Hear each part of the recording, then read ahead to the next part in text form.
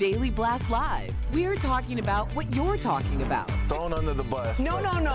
Always live, always real, always unpredictable. I'm not okay with that. It sounded good when I thought. Log on and join our live conversation. Yes, I don't like that. You're 100% right. DBL starts right now. 3, 2. Welcome to Daily Blast Live. It's Tuesday, August 6th. I'm here with Stephanie, Al, Brandon. I'm Tori. Sam has the day off, but guess what, guys? It's her birthday. Happy birthday, Sam! Oh, we've got music. Is that New Year's? Oh. That was hers. It's also her husband Mark's 40th, so congrats to Mark and happy birthday as well. Double whammy.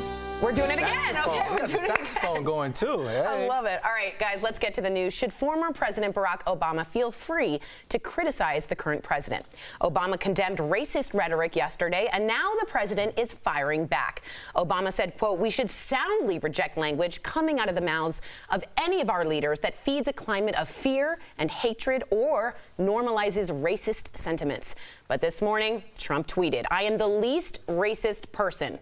He also cites the low employment rate for minorities as proof. So was this just shot taken by Obama? And if so, was it a fair shot?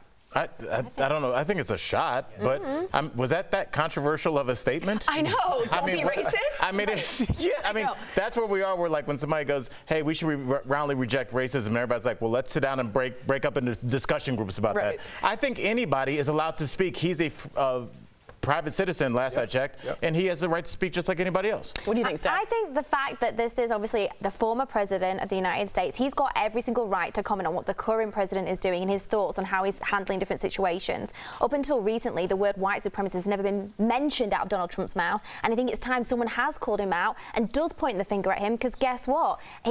Barack Obama's right. I got to be honest, when this shooting happened, I did look to sort of Obama, because his words are he's such a great orator, and he's such a good consoler-in-chief, which is part of the presidency. I remember Sandy Hook when he sang Amazing Grace.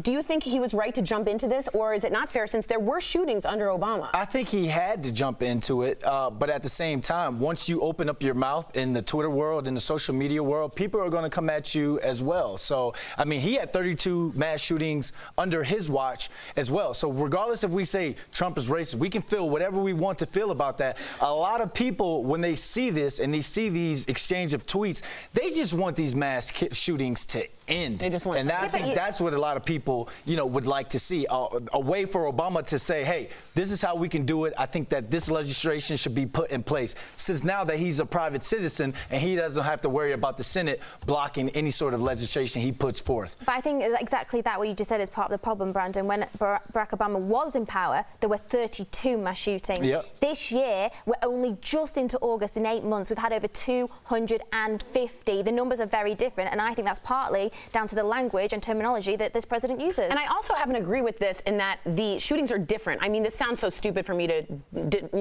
be discriminatory against the shootings. Things are different. But one is this is very much about white supremacy, killing Mexicans. He drove 9 hours in the El Paso shooting, as opposed to randomly sort of shooting up a school with no purpose. How are we breaking down what's the right way to kill people, or what's the right way? 32, 255, 1, that's way too much regardless. Okay, let me talk. At one point, though, the commander-in-chief is inciting that, and on the other point, I don't think he was. So even though it wasn't incited, 32 people. That's awful. I agree with you. 32 mass shootings still happen regardless. Right. I mean, we are a country awash in guns, Brandon. So that's just going to happen. I believe there's 3 guns for every man, woman, and child in this country. There are 320 million Americans, so you guys can do the math on that. My question to the panel is, if Obama does suggest legislation, which that's all he can do now as a private citizen, I wonder, does that automatically kill that legislation? Because we know that President Trump has issues with President Obama and would never pass any kind of legislation. I don't think he will get involved like that. So I think that if he did put guidelines there, I don't think that they would go through. Cool.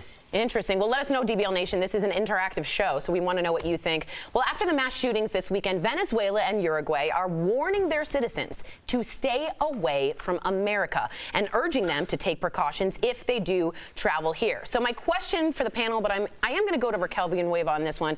Is it unsafe for brown people in America? Now, she's South American, Bolivian, and she has a really interesting point. Raquel, talk to us. Okay, Tori, so do I fear for my life right now? No. Do I feel uncomfortable speaking in Spanish in public? Yes, because I don't know how someone in public is going to react, if they're going to get angry, if they're going to start yelling at me. I remember as a kid, it happened a lot to my family, but that has stopped for years, and I thought we were way past that, but now I honestly feel like we might be going a little bit backwards. Do you feel that if you speak Spanish, you have to whisper? Is it that kind of thing? Are you there yet? Or are you just not speaking Spanish in public at all? Just not all. Like if my mom were to call me or my dad to call me, I would just speak in English. Like it's just my reaction right now. It's like, don't say anything in Spanish because you don't know who's around you right now. I mean, I'm being super honest with you, and this might be a white privilege situation. Raquel, I never thought about it. Really? I never thought. Because you do see those videos of like, go back to your own country when you hear someone speaking a different language. But no, it's not. It's Spanish. It's not a different language. It's not French. Yeah. Right. You don't hear people speaking French and say go back to your country. But exactly. So just putting this into context, I'm an immigrant in this country. Right. Am I threatened? Has anyone ever said anything to me? That's no. right. Raquel is a citizen here. She's grown up here. This is absolutely ludicrous. Wow. She's from Wyoming. I know. She is from here. She is American. I got my cowboy hat. Raquel, thank you so much. That was such a great input, and I really appreciate that. Thanks, Raquel. Are the two massacres enough to spark action? Well, there could be some hope on the horizon. Ohio Governor Republican Mike DeWine unveiled several proposals this morning, including a red flag law and background checks for most firearm purchases. Meantime, Senate Majority Leader Mitch McConnell has asked 3 GOP committee chairmen to brainstorm potential solutions. Real quick, if you don't know what a red flag law is, you're going to be hearing it more and more. It's done by the states, and it simply says if I think someone in my family is unstable, I can go to a state court and get someone to take the gun away from them. A judge has to say it, but it is a new way to get the gun out of that person's hands faster. So you're going to start hearing that. Yeah, and you look at the Dayton shooter. His ex-girlfriend broke up with him back in March because of some of the things he was saying and some of the mass shootings that he was showing her on video. So a red flag law in that case could have saved some lives. He also had a rape list and a kill list. Yeah. They were 2 separate lists that people knew about. Yep. I read yesterday that there was a young woman from his school that said she absolutely knew he was going to do this and was not surprised at all. I mean, Parkland, they called the FBI twice. Right. He wasn't allowed to carry a backpack to school because everybody knew this. These people aren't just like rogue citizens moving in the shadows. They're pretty overt with their thoughts and their actions. Well, we do know, just so you know, there are 2 bills on Mitch McConnell's desk that argue for a federal background check. 90% of Americans agree. I'd love Mitch McConnell to just put it on the floor or something, make some movement. We do have some sad news to share, guys. Toni Morrison has passed away at the age of 88. She was the Nobel Prize-winning author of books like Beloved, The Bluest Eye, Sula, and Song of Solomon. Her publisher said she passed away last night after a short illness and was surrounded by loved ones. I read Beloved in high school and still think it's one of the greatest literary pieces of our time. She spoke in a way that referenced slavery onto Jim Crow, Reconstruction, all the way up. She spoke in a poetic way, and she spoke as an activist, and she will be missed. Yeah, growing up in New Kent, Virginia, when my parents got divorced, we lived with my mom for a time, and my mom was all about teaching us the literature of black activists, black poets, black musicians and artists. And I always remember because she had Toni Morrison up on the wall right in front of... Your mom is amazing. Yeah, she's really cool. Right in front of, in the hallway, right in front of my room. And it said, freeing yourself was one thing, claiming ownership of that freed self was another. Still to this day, I'm still trying to wrap my head around what that means. But, you know, it was such deep thinking, and she introduced that to us at such a young age. I can't imagine how many young authors that she inspired. I mean, just like you said, like I cannot have a memory of my mom, Jackie. I can't have many memories of her house without Toni Morrison paperbacks in every bookshelf scattered everywhere. So incredible. She will be missed. She said, "I never fell in love. I rose in it." Yeah. I think that's stunning. We also want to bring up the fact about these massacres. A lot of people writing in. Sorry, I'm trying to get to the right thing. It's here. We're alive. It's fine. We are alive. Here. So a lot of people writing in that they think we shouldn't be bashing Obama, basically, because of what he's tried to do with the gun legislation. And I just want to say, is it fair to bring up the fact that he had shootings in his past Is it fair to compare those two, or is it apples and oranges? No, I think of course it's fair to compare. The statistics speak for themselves. Yes, there were mass shootings, and yeah, they were in their 30s, but how can you not compare the numbers when now there's been over 250 and the year isn't even up? Like, how is that not a major discussing point? Interesting. What? That's crazy. I know, and that's kind of directed to me. I understand what you're saying, but I guess I'm just one of those people that look at it where it's like, that's just too much. One is too much. Interesting. Well, DBL Nation, we leave this up to you. We're interactive. Write us in, debate with us. We are live, and coming up, a story of faith and family and a baby who just would not give up. It's a powerful heartthrob, and you, the viewer, you are our fifth host. Despite recent shootings at Walmart locations across the country, the corporate giant will not stop selling guns. Your comments on that coming up next.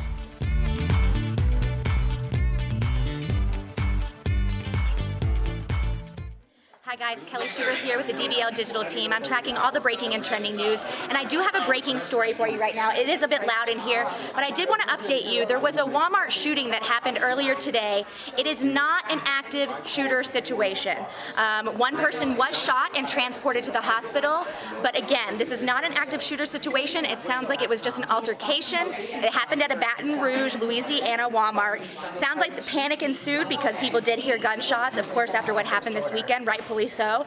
It sounds like the scene is being cleared right now. It still is an active investigation, but again, there is no active shooter and there is no threat here that has been taken down. So I did just want to update you because I know a lot of people are coming across Twitter asking what's going on at the Walmart there in Baton Rouge, but again, it is okay. It sounds like it was just a little altercation that led to a gunfight. So that is over now. One person again transported to the hospital, but let's go to the desk and see what they're doing up here. And I was feeling you, but hey guys, how's it going? I was just updating them on the Walmart shooting, letting them know it is not an active shooter situation, that we are good. Okay, great. So what was it? It was an altercation. It sounds like it was a fight that led to a shooting. One person was transported to the hospital, and it is still an active investigation, but no active shooter.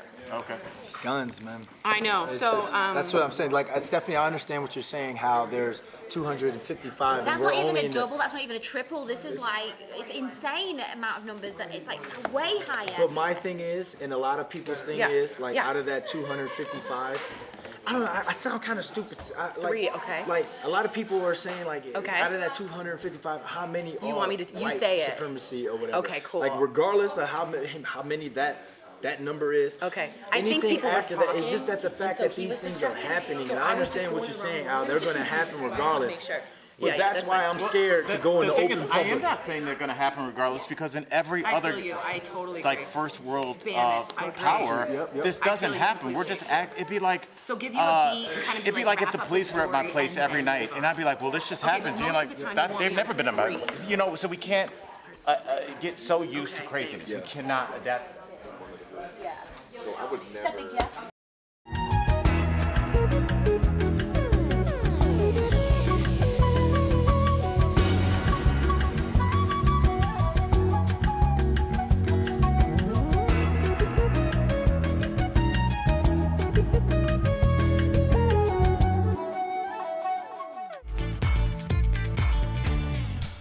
Welcome back to DBL. It's time for Fifth Host, when we here talk about what you're talking about. Now, Walmart is one of the largest sellers of firearms and ammunition in the United States. And despite the shooting in El Paso, the company will still sell them. Now, in 2015, Walmart stopped selling assault rifles. And after the Marjorie Stoneman Douglas school shooting, they raised the minimum age to purchase a gun to 21. So, DBL Nation, should Walmart stop selling all guns? All right, here we go. Let's get to these comments. James from Facebook says, Walmart didn't sell the weapon used in the attack. In fact, they didn't sell the weapons used in any of the attacks. You certainly would have reported it if they had. Why should they stop selling firearms? The guns for the Bowling for Columbine kids, they used the guns from Walmart. Sorry. Okay, yeah, no, so but we needed to have that on there. And, you know, there is half of the country that feels like this. There are a lot of people who I've talked to back at home in Virginia, Charlottesville, Virginia, who feel as though they are responsible gun owners who may have purchased their guns from Walmart. Why should Walmart stop selling those guns? So as long as there's no legislation that's being passed right right now, Walmart has the responsibility as a business to turn profit. And I think that's what they're going to continue to do. All right, Brandon. Paul from Facebook says, yes, big box retailers should get out of the gun business. These workers are not properly trained for gun sales. There are plenty of reputable and knowledgeable gun shops you can go to. Paul, I am not averse to speaking on the training of Walmart employees. I will just say and kind of echo what Brandon said. Look, Walmart doesn't have a moral obligation. Would some of us wish that they did this? Yes, but I mean, if we don't want them to sell guns, maybe somebody else can make the argument, maybe they shouldn't sell double stuffed Oreos. Those aren't good for you either. I mean, morally, you don't have a responsibility. You have a responsibility to your board and to your investors. But can you kill 9 people in 32 seconds with a double stuffed Oreo? But did you get that from Walmart? Did he get that gun from Walmart? Did he get that ammo? It's legal to swear the gun is Tori, we're talking about the water seeking out of the dam instead of dealing with the dam that's got fissures in it. Yes. I hear you. Cheryl from Facebook says Walmart made the wrong decision. A person can kill 22 people at a Walmart, and the store continues to have a gun policy that perpetrates gun violence. I wouldn't feel comfortable knowing I sold someone a gun. Thank you very much for writing in, Cheryl. This is a really tough one. I don't think Walmart should be made to stop selling guns because of the incident that's happened. What I would like to see, I mean, they've put one policy in place, which is you have to be a minimum of 21 years old to purchase a gun. I would like to see them take that one step further, because in the pharmacy that's in a Walmart, if you were going to get a medical prescription, you need a note from a doctor. So I believe the bare minimum that they can do is provide a series of tests before they sell anyone any kind of weapon. That's really interesting. Niece from Facebook says maybe it's time to stop shopping at Walmart. We have the power to choose where we spend our money. Niece, you're so speaking my language. I always say the consumer, your wallet is your power.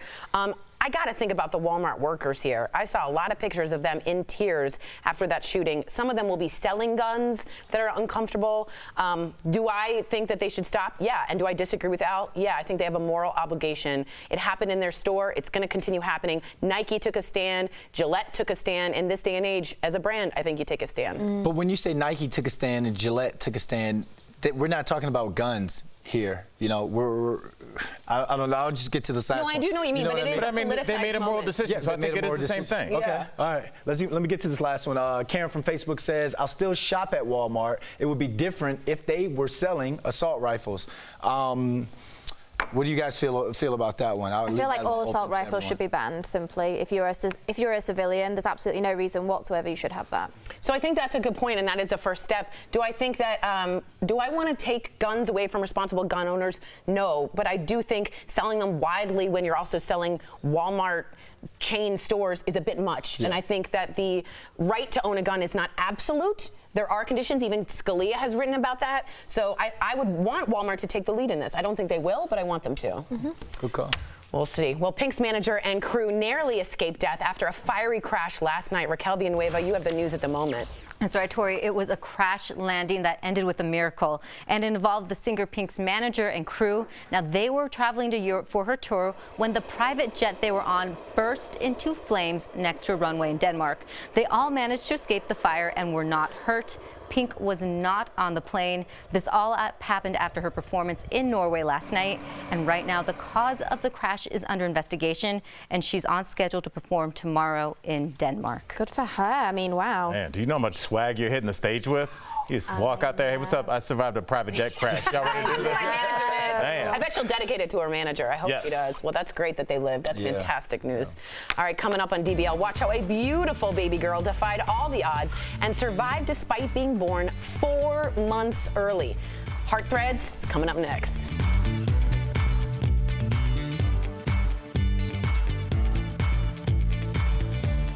Hello, everybody. I'm Dr. John Kudrowski. I'm a professional ski mountaineer, mountain guide.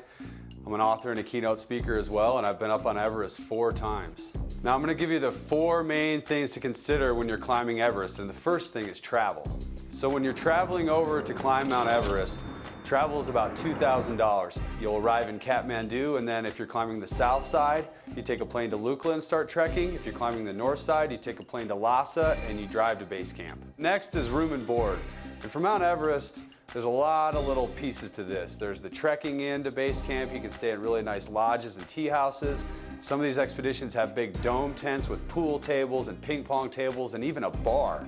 Then you got to think about going up the mountain as well, and we have dining tents and cook tents in one of our camps called Advanced Base Camp, and then you also will be staying in a tent in the different camps. So there's a lot of lodging options, and this option costs you about $8,000.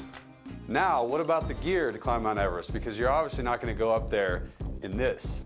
So the essential gear you're going to need to climb Mount Everest includes bottled oxygen, crampons to go on your boots, an ice axe, of course, and a big down suit to withstand the 30 or 40 below temperatures. Now, for the most important part of climbing Mount Everest, you're gonna need a mountain guide. We'll also hire you a personal Sherpa, and those items will run you about $50,000, but they're very important.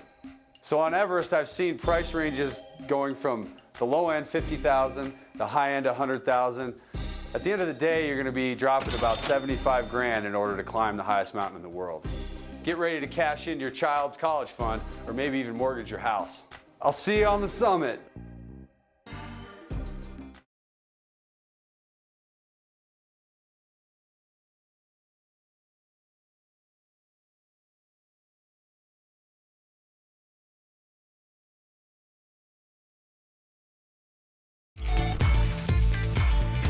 Welcome back to DBL. Now today's Hard Threads is all about overcoming the odds. Here's Josie's story as how she shows the world how strong she is after being born 4 months early. Born weighing less than a pound, this micro preemie is defying the odds. Before she was born, the placenta holding Josie Boswell was damaged. Her mother also had a condition called preeclampsia. As a result, Josie was born 4 months early and was just 10 inches long. Her family didn't know if she would survive. But Josie was a fighter. Despite developing sepsis, pneumonia, and a chronic lung disease, she survived and was even able to go home. She still needs treatment, but has every potential to lead a normal life. Every single time, God finds a way to tell us what she needs.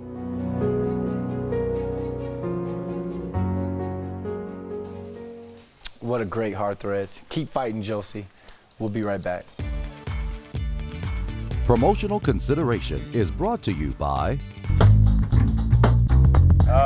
Naomi.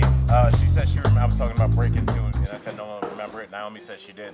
Naomi, that's why I love you. I have an idea about share heights. Copy those files from the green packet. What happened? She put her finger in my tea again. No, it's. And I think that's unprofessional, hurtful. I want that. Why is she wearing headphones? Yeah, she is walking around like I don't know, like a DJ. She looks like the pink ghost in Pac-Man. She does. That's a good one. That's my girl. I just played that somewhere the other day. That's what I'm saying at. And I was like, is it weird? It's hard. Dude, does it give you anxiety? Yeah. I don't like it when they're right behind me. What the and hell I'm like, was that? I just played it. But then they trap you, like in the corner, and it's over. It's I don't know. There's like, I'm not a person that suffers from anxiety, but like Pac-Man does.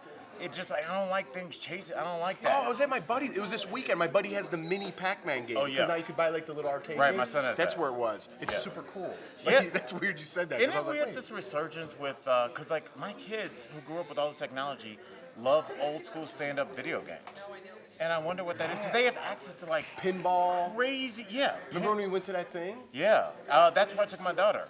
Oh, you did? Yeah, I went to this place called Hyperspace here in Denver, and I like it because Dave and Buster's, like, they have fun games, but first of all, their games are. Did I ever tell you what happened to me one time with my daughter there? But I know where you're going. They're super expensive. Dude, I took my oldest daughter and my oldest son to Dave and Buster's, and you know I put like a decent amount of money in their cars. Like, hey, you guys have been good. And so my daughter goes off, and I like run out, just like let them go play, and I'm eating at the bar. And she comes up and she's like, my car doesn't work. And I'm like, we've only been there for like 8 minutes. So I come back and I'm like, find the manager. And I'm like, I'm being stern but friendly. I'm like, hey, something's wrong. My daughter's trying to have a good time and her car doesn't work. He prints out this receipt. My daughter was playing the pull down thing where you get all those tickets. Yeah. But it's like $14 a pull, like 14 credits. And there was only like 100 and something on there. So she went through like $60 in probably like 7 or 8 minutes. And I had to do that when you're dead wrong after you've gotten the manager. You're like, okay, God. I see. Okay, well, we're gonna that's fine, and we're gonna just. I won't be coming back. Yes, I'm wrong. I'm embarrassed. Yeah. It was so because I was like, I had that like, and can we check this out? Because and I was like, he like black and white is just like you can't argue. Just like, oh no, Oh, no. Super Did you wrong. give her more money? Yeah, I had to. We staying there. We only been there 10 minutes. I was like, I gotta kill this afternoon.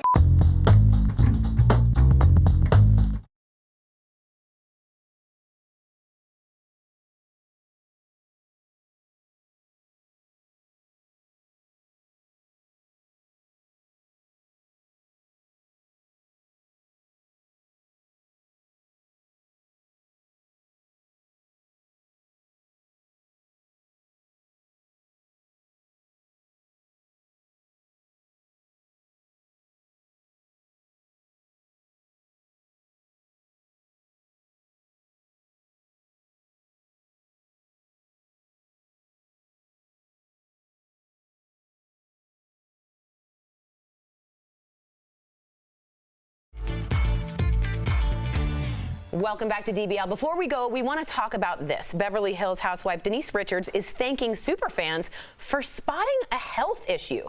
They reached out after noticing her enlarged thyroid during the reunion episodes. Now, Denise says, quote, "It was something I ignored until pointed out. I thank all of you who sent me messages." She says cutting out gluten helped her with her thyroid issue, but in that picture, people noticed the enlarged thyroid. Yeah, remember we did the story, I think it was on the HGTV star Tariq El Moussa, and he went and he got that checked out, and he actually had thyroid cancer. So, I mean, sometimes, you know, we hate how people write in with the Twitter fingers on social media, but in these cases, it saved people's lives. Yeah. How amazing. Have you ever been told on camera that you have something wrong with you, other than plenty of people telling you? No, I mean, but it does show you that there is love out there, too. And it's for as many negative comments as women get on their body, whether they're too voluptuous, too big, too skinny, whatever. It's just good that we can actually just look at somebody's body and say, hey, I care about you, and that doesn't look right. Get that checked. That's so true. And if you see something, say something. I do want to bring this up. XOOX says, I think guns should only be sold at gun stores so we can keep track of them. And I did want to bring up that Dick's Sporting Goods, they took out their gun, they no longer sell guns because of the moral obligation. So you see certain brands already taking the step to do so. And they took a hit fiscally. Yeah, they did. They took a real big hit fiscally. So what about the people who work for Dick's Sporting Goods, with the people who have families that have to provide for their families? I think it's always going to be one of these, right? Like, what's more important, people's lives or money? I think people's lives. I mean, yeah, I mean, in theory, but I mean, again, they're companies. If you mark it out, if you're going to have a new ladder, right, that's what you're going to roll out, there is somebody that you will hire to say, 18 people are going to fall off this ladder and pass away. So they set aside money, understanding that people are going to die from this product. So this is when in a capitalist society, you have to protect yourself, but also look at the profit. And if you're going to make more money than you would paying out a class action lawsuit, here comes a brand new line of ladders. So we have to understand that when we all thrive and love this system, as apparently so many people do, there are going to be a lot of drawbacks to that, and this is what we're dealing with. Interesting. So then we can't pull out our morals at the end and be like, well, you guys shouldn't. It's like, later for that. Miss me with that. Yeah. It's about these investors and these stockholders. Yeah. I wish more lives were thought of than that. But I hear you. We'll see you same time, same place tomorrow. Bye, guys.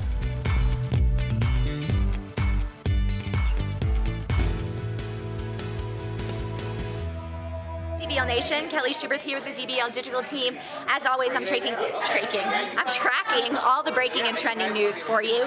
I do have a story that's trending right now that I do think will affect some of you. Marie Callender's and Perkins LLC have actually just filed for bankruptcy. No! I love Perkins. Let me know if you eat at either of those places, Perkins or Marie Callender's. We only have a couple Perkins around here, but we do have Marie Callender's. I have seen those here in Colorado, but I grew up in the South, so we have a lot of Perkins restaurants everywhere, so I'm kind of bummed about this.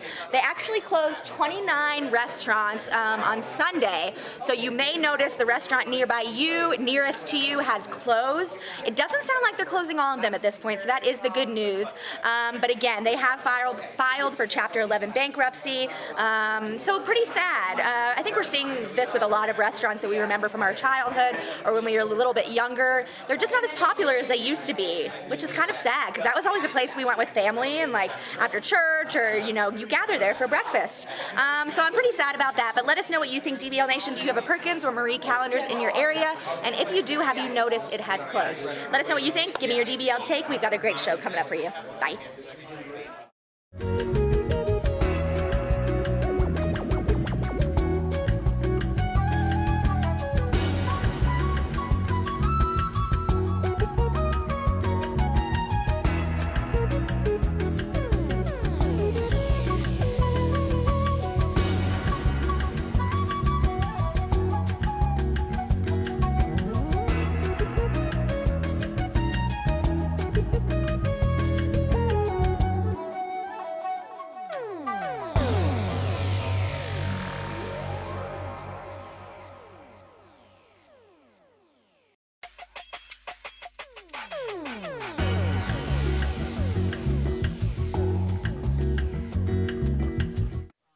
This is Daily Blast Live. We're talking about what you're talking about. Because everyone's talking about this. Always live, always real, always unpredictable. You think this hair just naturally stays like this? Log on and join our live conversation. I can't believe I'm saying this.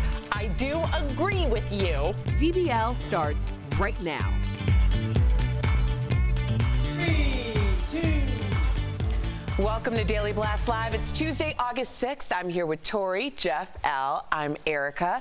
Sam has the day off. It's her birthday as well as her wonderful husband Mark's birthday as well. So happy birthday to you both. Let's get right to it. Should former President Barack Obama feel free to criticize the current president? Obama condemned racist rhetoric yesterday, and now the president is firing back. Obama said, quote, "We should soundly reject language coming out of the mouths of any of our leaders that feeds a climate of fear and hatred or normalizes racist sentiments." But this morning, Trump tweeted, "I am the least racist person." He also cites the low unemployment for minorities as proof. I don't know if proclaiming that you're the least racist or citing unemployment numbers has anything to do with your feelings on race. I'm the 29th least. I know. How do you quantify that? That'd be like saying I'm the 50th hungriest person in this room. Like, I'm definitely more hungry than you. That's a very weird thing. It is weird. It's odd. It's awkward. And someone once wrote, racism is so prevalent in America that when you fight racism, you're fighting America. And it's you're almost looking like you're protesting America. Obama simply said, don't be racist. I don't have a problem with it. As a former president, I look to him. I look to Jimmy Carter. I look to George W. Bush. I look to them because they've been through it. Notice Who you skipped else? over Clinton. Yeah, and I looked at Clinton. So he balanced the budget, so I understand that. So in 2021, if Kamala Harris is president and our president now chimes in, you would have no problem with that, right? I think he will, no matter what. I think what Trump chimes in with, content-wise, is very different than when Obama chimes in with. What he said is, because what he just said was, leaders should not out of their mouths say racist things. It was a shot. He was taking a shot. But Trump is saying, like, your wife's ugly. Like, that's very different things. I don't think it's a shot. I think a wise man once says, if it don't apply, let it fly. And if you're going to say something about someone who clearly just put out a very general statement, then you must feel like it applies to you. It was a shot. That's what it was. If it don't apply, you better let it fly. After the mass shootings this weekend, Venezuela and Uruguay are warning their citizens to stay away from America and urging them to take precautions if they do travel here. Now, this is obviously, is it unsafe for brown people in America, which is a really crazy thing to actually be saying on television. Some people have their sentiments about it anyway and felt this way before, but I know that we're going to talk to Raquel Villanueva. Raquel. Up to me? Yes. Yes. Hi, Erica. Yeah, the question has been like, do you feel safe here right now? And do I fear for my life? No. Am I uncomfortable speaking Spanish in public right now? Absolutely, because I'm not sure how people are going to react when I say something. And I remember when I was a little kid, people would yell at us in public, and that stopped years ago, and I thought we were past that, but I feel like we could be going backwards.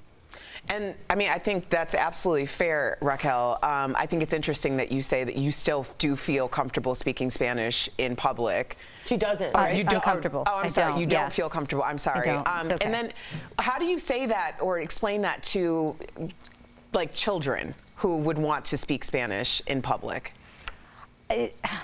Part of me wants to tell them never be afraid to be who you are and be yourself, but now if I can't even feel that way, right. I'm not sure what I should tell them. Wow. That's the conflict I'm having right now, is because I don't want to put them in a position where they could get hurt, because I don't know who's going to scream at them, and I don't want them to have that scar in their life of someone who yelled at them as a child or yelled at their family as a child. As I remember someone yelling at my dad, you know, that rhetoric of, you know, go back home, where are you, go back to Mexico, even though my family isn't from Mexico, we're from Bolivia.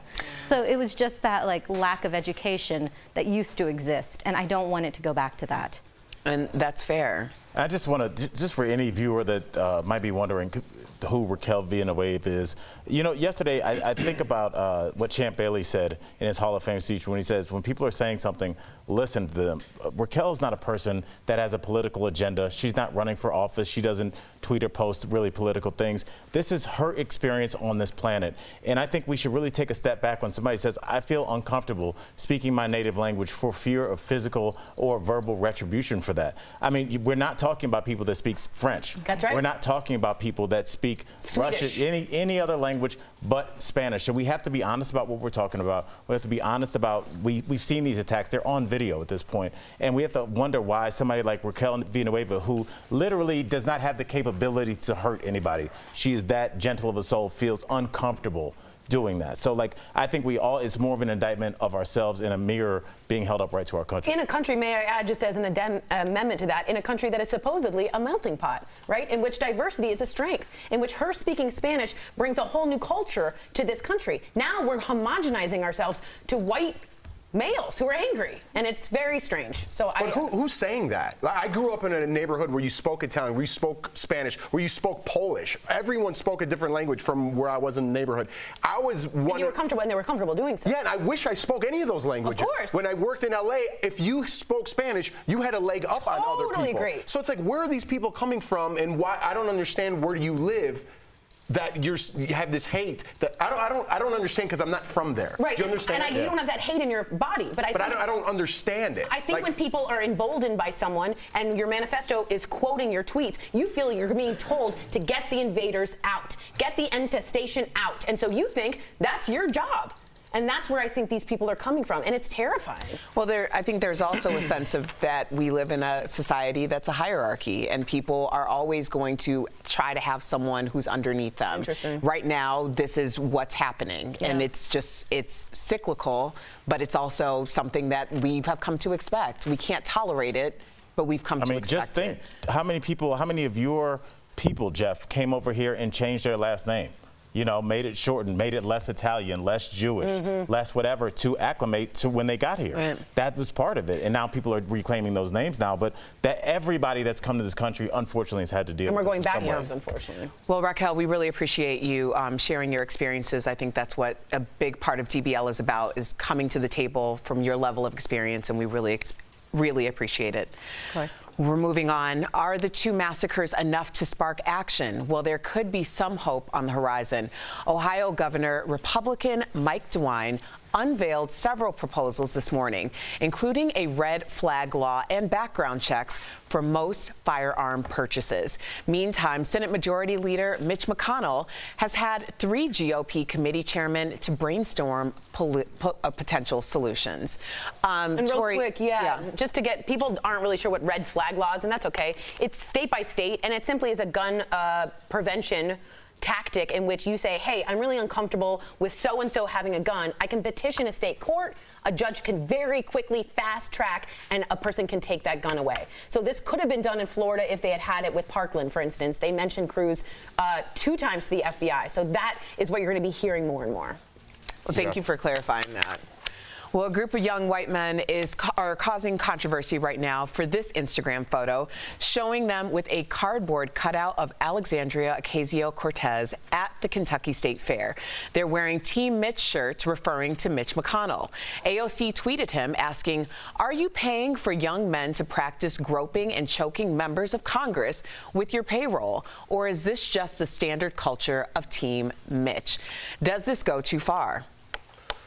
Yeah, absolutely. But I don't think it's Mitch McConnell's fault. Even though I'm not happy with Mitch McConnell right now, I think he should do something. Brainstorming is his answer after two massive shootings, after 250. I don't know how many we're on right now. I'm not sticking up for Mitch McConnell. Oh, please don't be confused. But these are a couple idiot kids doing idiot things. Can I ask you a question? Should he make a No. Can I ask you a question? Yes. Should he make a statement? They're wearing Team Mitch shirt representing, endorsing him. Should he not come out and say, "I don't endorse this"? No, he shouldn't. If someone's wearing a Team Jeff shirt doing something idiotic, they're not going to get my attention for doing something idiotic. If they saved a baby wearing Team Jeff shirts, I'd applaud them for that. But you're also not the Senate majority leader. I'm not their mother. I'm not their father. I'm not there to tell them what's right or wrong. Their parents should yank them off Twitter and each give them a talking to. I agree, but as a senator, he represents Kentucky. And but it's not his fault. Agreed, but can you not come out and say, "I separate myself from this"? One statement. Fine. Fine. I'm not here to stick up for Mitch McConnell. I know. You know what I mean? I'm just saying, I would like Mitch to say immediately, this is unsafe. She has death threats. She has more Secret Service than any other member of Congress. At this point, that's dangerous. It's sexual. It's revolting. And you make a statement. But blame the kids. Blame those kids. I got it. But you're wearing Team Mitch shirts. If they had Team Tory, I would make a statement saying, "I don't agree with them." It's the same as the Trump hat. You know what I mean? Not everyone who... It's the same thing. Everyone gets put into that category, and it's not that. But you immediately go there. You immediately go to the highest hate level, and then it's on. They're choking I think Congresswoman. When they're not choking. I think when you are, and celebrities do this all the time, they distance themselves from things that don't fit with their line of thinking, and they say it very publicly, even if they're people who are supporting them. And these are misguided kids who are supporting something that they likely know nothing about, and they look like imbeciles and predators in training. If I were Mitch McConnell, I would at least say this is not behavior that I condone, because if my son was hanging out with you imbeciles, I would be like, this is not the appropriate thing. That is not too much to say. I hate that we're in a time right now that idiot kids could get the attention of people who are running our country. That's where we're at, and it's sad, because 20 years ago, you would never be able to get Mitch McConnell's attention if you wrote 8,000 letters to him. But now one idiotic tweet by 5 idiotic kids, whoever is in there, has to get national attention because they're stupid? That doesn't make sense to me. It's because now they have a platform. They've gone viral. That's no one's responsibility but actually the internet. So, I mean, now that we're looking at it, I do think that you need to separate yourself. You need to say that. Is this behavior that you would allow from your teen son? If you say nothing, I assume that it is. That's just how That's not true, though, because you can't answer every single tweet that comes in. That one you can, because we're talking about it. But that means we're talking about what everybody else is talking about. All right, well, I bow down. You guys win. No. It's not win or lose. I think the biggest losers are these idiots. Absolutely, and I agree with you. Absolutely. All right, we're moving on. We have some sad news to share. Toni Morrison is dead at the age of 88. She was the Nobel Prize-winning author of books like Beloved, The Bluest Eyes, Sula, and Song of Solomon. Her publisher said she passed away last night after a short illness and was surrounded by loved ones. Yeah, this is my childhood. Growing up in Cleveland, Ohio, was just Toni Morrison books all over my mom's bookshelves. I mean, that's really the first name that I remember. Is just seeing the Toni, because that was the first time, like, it's so young, I didn't realize that women could also have like a name that was a traditional man's name. So I was intrigued by that, and then found out more about her. So it's a sad day, but 88 great years. Exactly. Yeah, she was this great black activist, and to be honest, she spurred an entire generation of young black women authors. So major respect. That's right. Well, DBL is live, and coming up, did Real Housewives superfans diagnose Denise Richards? The medical issue they may have spotted during the reunion. Plus, could Lindsay Lohan be getting close with a crown prince? The sign that might point to yes. And you, the viewer, are our 5th host. Despite recent shootings at Walmart locations across the country, the corporate giant will not stop selling guns. Your comments on that next. Hi there, DBL Nation. Kelly Schubert with the DBL Digital team here. I'm tracking all the breaking and trending news for you right now. Happy Tuesday. It's a good day at DBL around here. It is a bummer that we are again talking about gun control and this topic after 2 more mass shootings. I did want to update you on that Walmart shooting. If you have heard about that, a second Walmart shooting did happen today in Baton Rouge, Louisiana. It was just an altercation. It is not an active shooter scene. So that's important to note. One person did get transported to the hospital. No word on their condition right now, but I did want to let you know about that, just in case you had heard about that. Hey, we good? Hey, Kelly. 1 second. Okay, we're gonna stay over here. But yeah, I'm updating you on all the breaking and trending news. What else are we covering today? We're talking a lot about the shooting of President Obama, President Trump going at it, talking about that, basically, and Walmart. We also have our 5th host coming up. Again, Walmart, do you think they should be selling guns? Dick's Sporting Goods, we saw, I believe it was probably about a year ago now, maybe a little less, when Dick's Sporting Goods decided to stop selling guns. We did see their stock plummet. But to me, is that the price for having morals? Yeah, probably. And I think that's okay.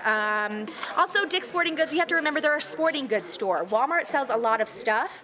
So maybe they wouldn't hurt that bad. They may get some protests or some boycotting, but I think this is the best thing. Please let us know your DBL take. Do you think Walmart should stop selling guns, or should they go ahead and sell guns? We've got that 5th host coming up. Please send us your DBL take on that. All right, guys, stay tuned. Bye.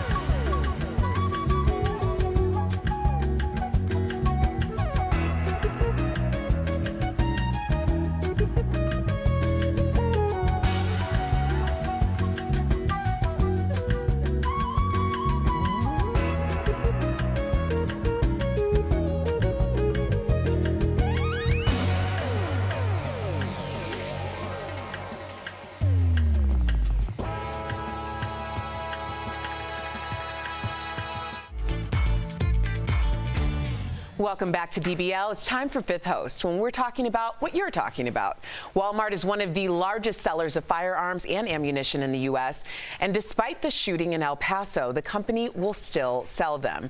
In 2015, Walmart stopped selling assault rifles, and after the school shooting at Marjory Stoneman Douglas, they raised the minimum age to purchase a gun to 21. So DBL Nation, should Walmart stop selling all guns? All right, Erica. Shelley from Facebook says no. This is another way to start chipping away at our constitutional rights. I don't believe in assault rifles, but I do believe in our rights. Shelley, look, I don't know if this is a rights issue. I think it's more, if anybody's right, it's Walmart. They have a right to decide how they choose to make money as long as it's within the guidelines of our Constitution. And right now it's constitutionally legal to sell guns, and they are taking that opportunity to maximize their profit. So I can't hate on that. Gina from Facebook says there are lots of other places that sell guns, so why not Walmart? Because there are kids there. Here's the thing. I think guns should be sold at gun stores, and I think you should close a lot of loopholes where you can buy other things. Dick's Sporting Goods closed their ammunition sales. Kmart stopped selling bullets after Columbine because the kids bought their bullets at Kmart. At this day and age, you have a moral obligation, if you're Walmart, for your workers who are selling those guns, who are in these shootings, to think about our lives more important than money. Mike from YouTube says, I would think Walmart would be better off losing the sales or losing the gun sales versus the many people who will further boycott the company. I stopped shopping there long ago because of its practices. I mean, what's going on in this country right now, I feel like people need to start taking a stand on their own, companies included. But the company is there to make business. They don't sell assault rifles anymore. They haven't since 2015. I still say it's up to the government to do something. But my whole thing is I don't want to take your guns away. I just want to take assault rifles away. So the way I'm thinking, I'd be a hypocrite if I said Walmart shouldn't sell guns anymore. John from Facebook says, Walmart has been my go-to for everything from groceries to camping and hunting gear. With that said, I'd happily go elsewhere for a gun in today's world. John, I think that you're right on the money. If I'm going to purchase a gun, I'm not going to go to Walmart. I'm going to go to a gun retail store, probably one that's connected to a shooting range, where someone who is an actual gunsmith and is very well versed, and this is what they do day in and day out. Not to say that the people behind the counters at Walmart aren't as heavily trained, but I would assume that going to an actual gun store would mean that there's a higher level of expertise. So I would agree with that. If I'm going to purchase a gun, I'm likely not going to do it at Walmart. Is Walmart able to make up their own laws? Like, hey, you have to have once a year background checks, and they're labeled. It's a private company. They can have any company policy. Well, then I'm all for that. They should make up their own kind of legislation since the government isn't doing it. And then if they want to sell guns, at least they're doing something. Yeah, taking action. Yeah. Absolutely. Yeah. I think that's smart. Well, coming up on DBL, could the notorious Area 51 raid be canceled? We'll update you on the event to see them aliens. And watch how a beautiful baby girl defied all the odds and survived despite being born 4 months early. Heart Threads is next.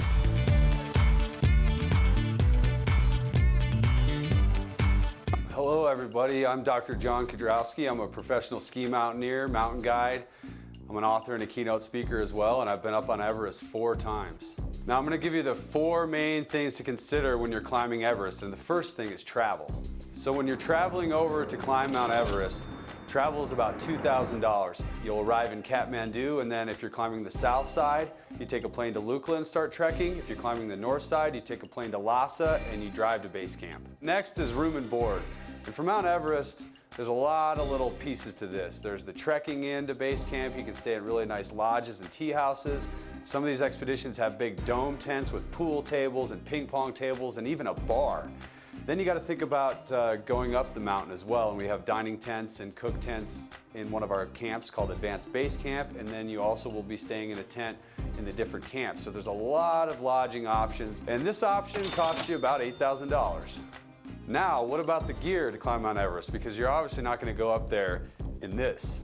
So the essential gear you're going to need to climb Mount Everest includes bottled oxygen, crampons to go on your boots, an ice axe, of course, and a big down suit to withstand the 30 or 40 below temperatures. Now, for the most important part of climbing Mount Everest, you're going to need a mountain guide. We'll also hire you a personal Sherpa, and those items will run you about $50,000, but they're very important.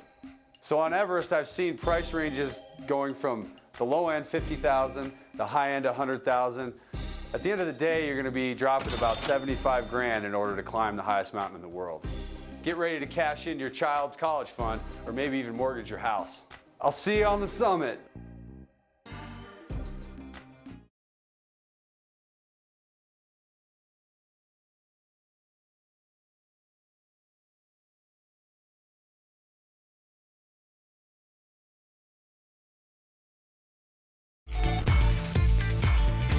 Welcome back to DBL. Now today's Heart Threads is all about overcoming the odds. Here's Josie's story as how she shows the world how strong she is after being born 4 months early. Born weighing less than a pound, this micro preemie is defying the odds. Before she was born, the placenta holding Josie Boswell was damaged. Her mother also had a condition called preeclampsia. As a result, Josie was born 4 months early and was just 10 inches long. Her family didn't know if she would survive. But Josie was a fighter. Despite developing sepsis, pneumonia, and a chronic lung disease, she survived and was even able to go home. She still needs treatment, but has every potential to lead a normal life. Every single time, God finds a way to tell us what she needs.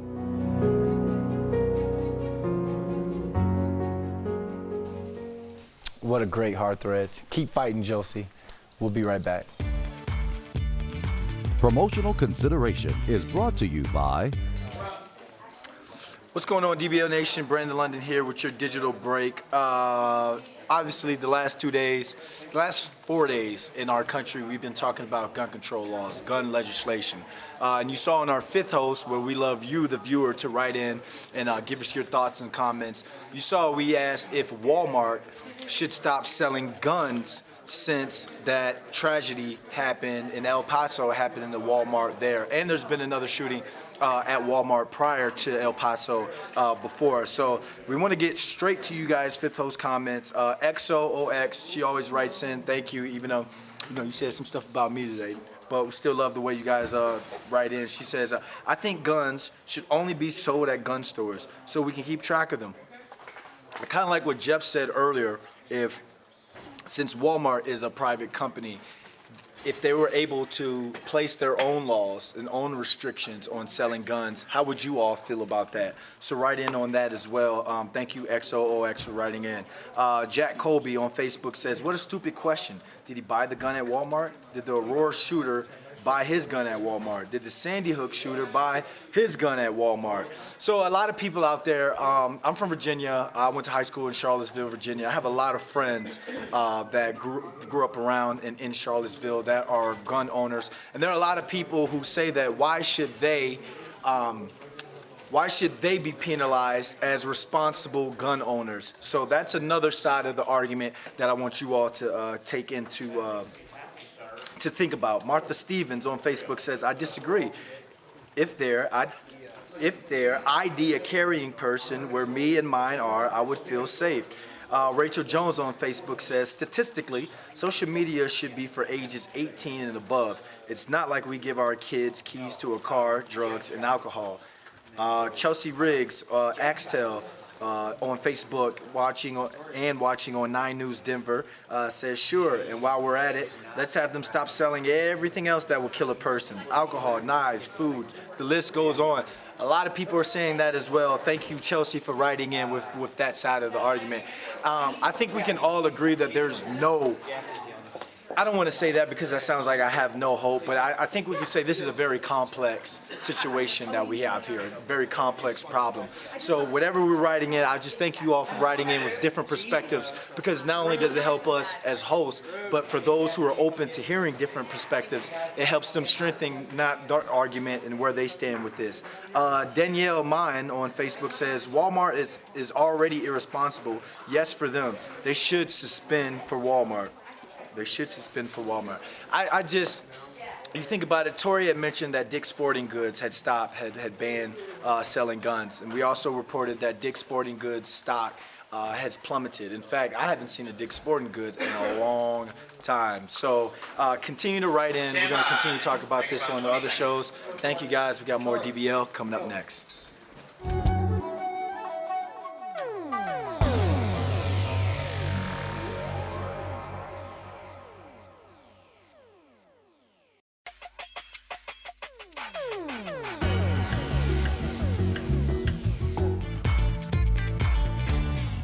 Welcome back to DBL. Millions of alien aficionados signed up to storm Area 51 on a viral Facebook page. But it might not happen after all. Stephanie Jones has a new update and more in today's Coming In Hot. Thank you, Erica. Sad to say, but after 2 million people said they would attend the attack on Area 51 to, quote, see them aliens, Facebook has taken down the page for violating community standards. Ugh. But the highly secretive military base isn't the only place dealing with speculations of alien invasions. Check out the latest viral video featuring possible extraterrestrials. Hey, we got aliens in Cincinnati, aliens! Oh, book me a flight. That's right. People all over Cincinnati are sharing videos of 4 lights hovering above the city and then disappearing in a seemingly unified way. Are those 4 lights UFOs? Let us know your thoughts using the hashtag dbltake. We got aliens in Cincinnati. Yeah, well, they don't discriminate. They go to the Midwest. They go everywhere. I mean, but we are hearing more about aliens than ever. And I mean, pilots and everybody's saying it. I don't know. They're creeping up. I'm so ashamed of y'all. Here's what's coming up next on Daily Blast Live. Denise Richards' health scare. We'll tell you what eagle-eyed fans spotted during the Real Housewives of Beverly Hills reunion. Then, a new love connection for Lindsay Lohan. The crown prince she could be canoodling. and travel nightmares. From smoke-filled plane cabins and drunken pilots to a bus driver accused of locking a passenger in the luggage compartment. We've got it all when DBL comes back.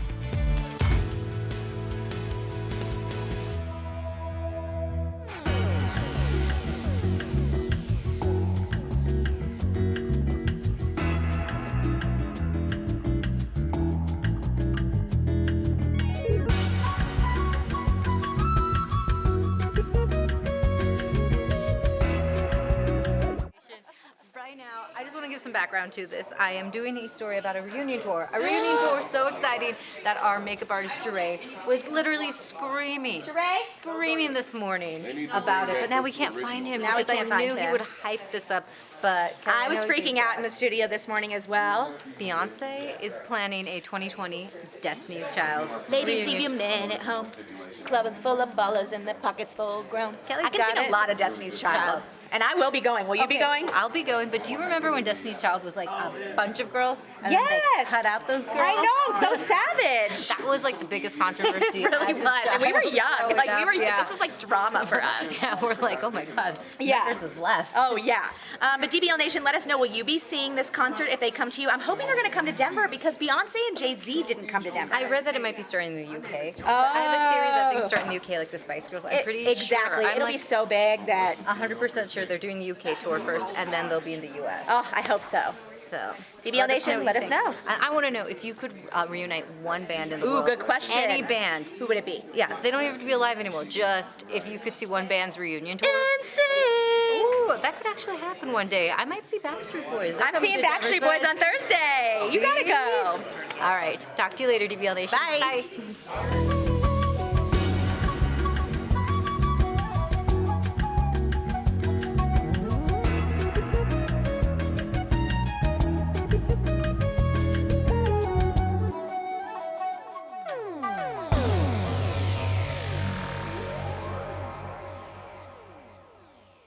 It's Daily Blast Live. We're talking about what you're talking about. Because everyone's talking about this. Always live, always real, always unpredictable. You think this hair just naturally stays like that? Log on and join our live conversation. I can't believe I'm saying this.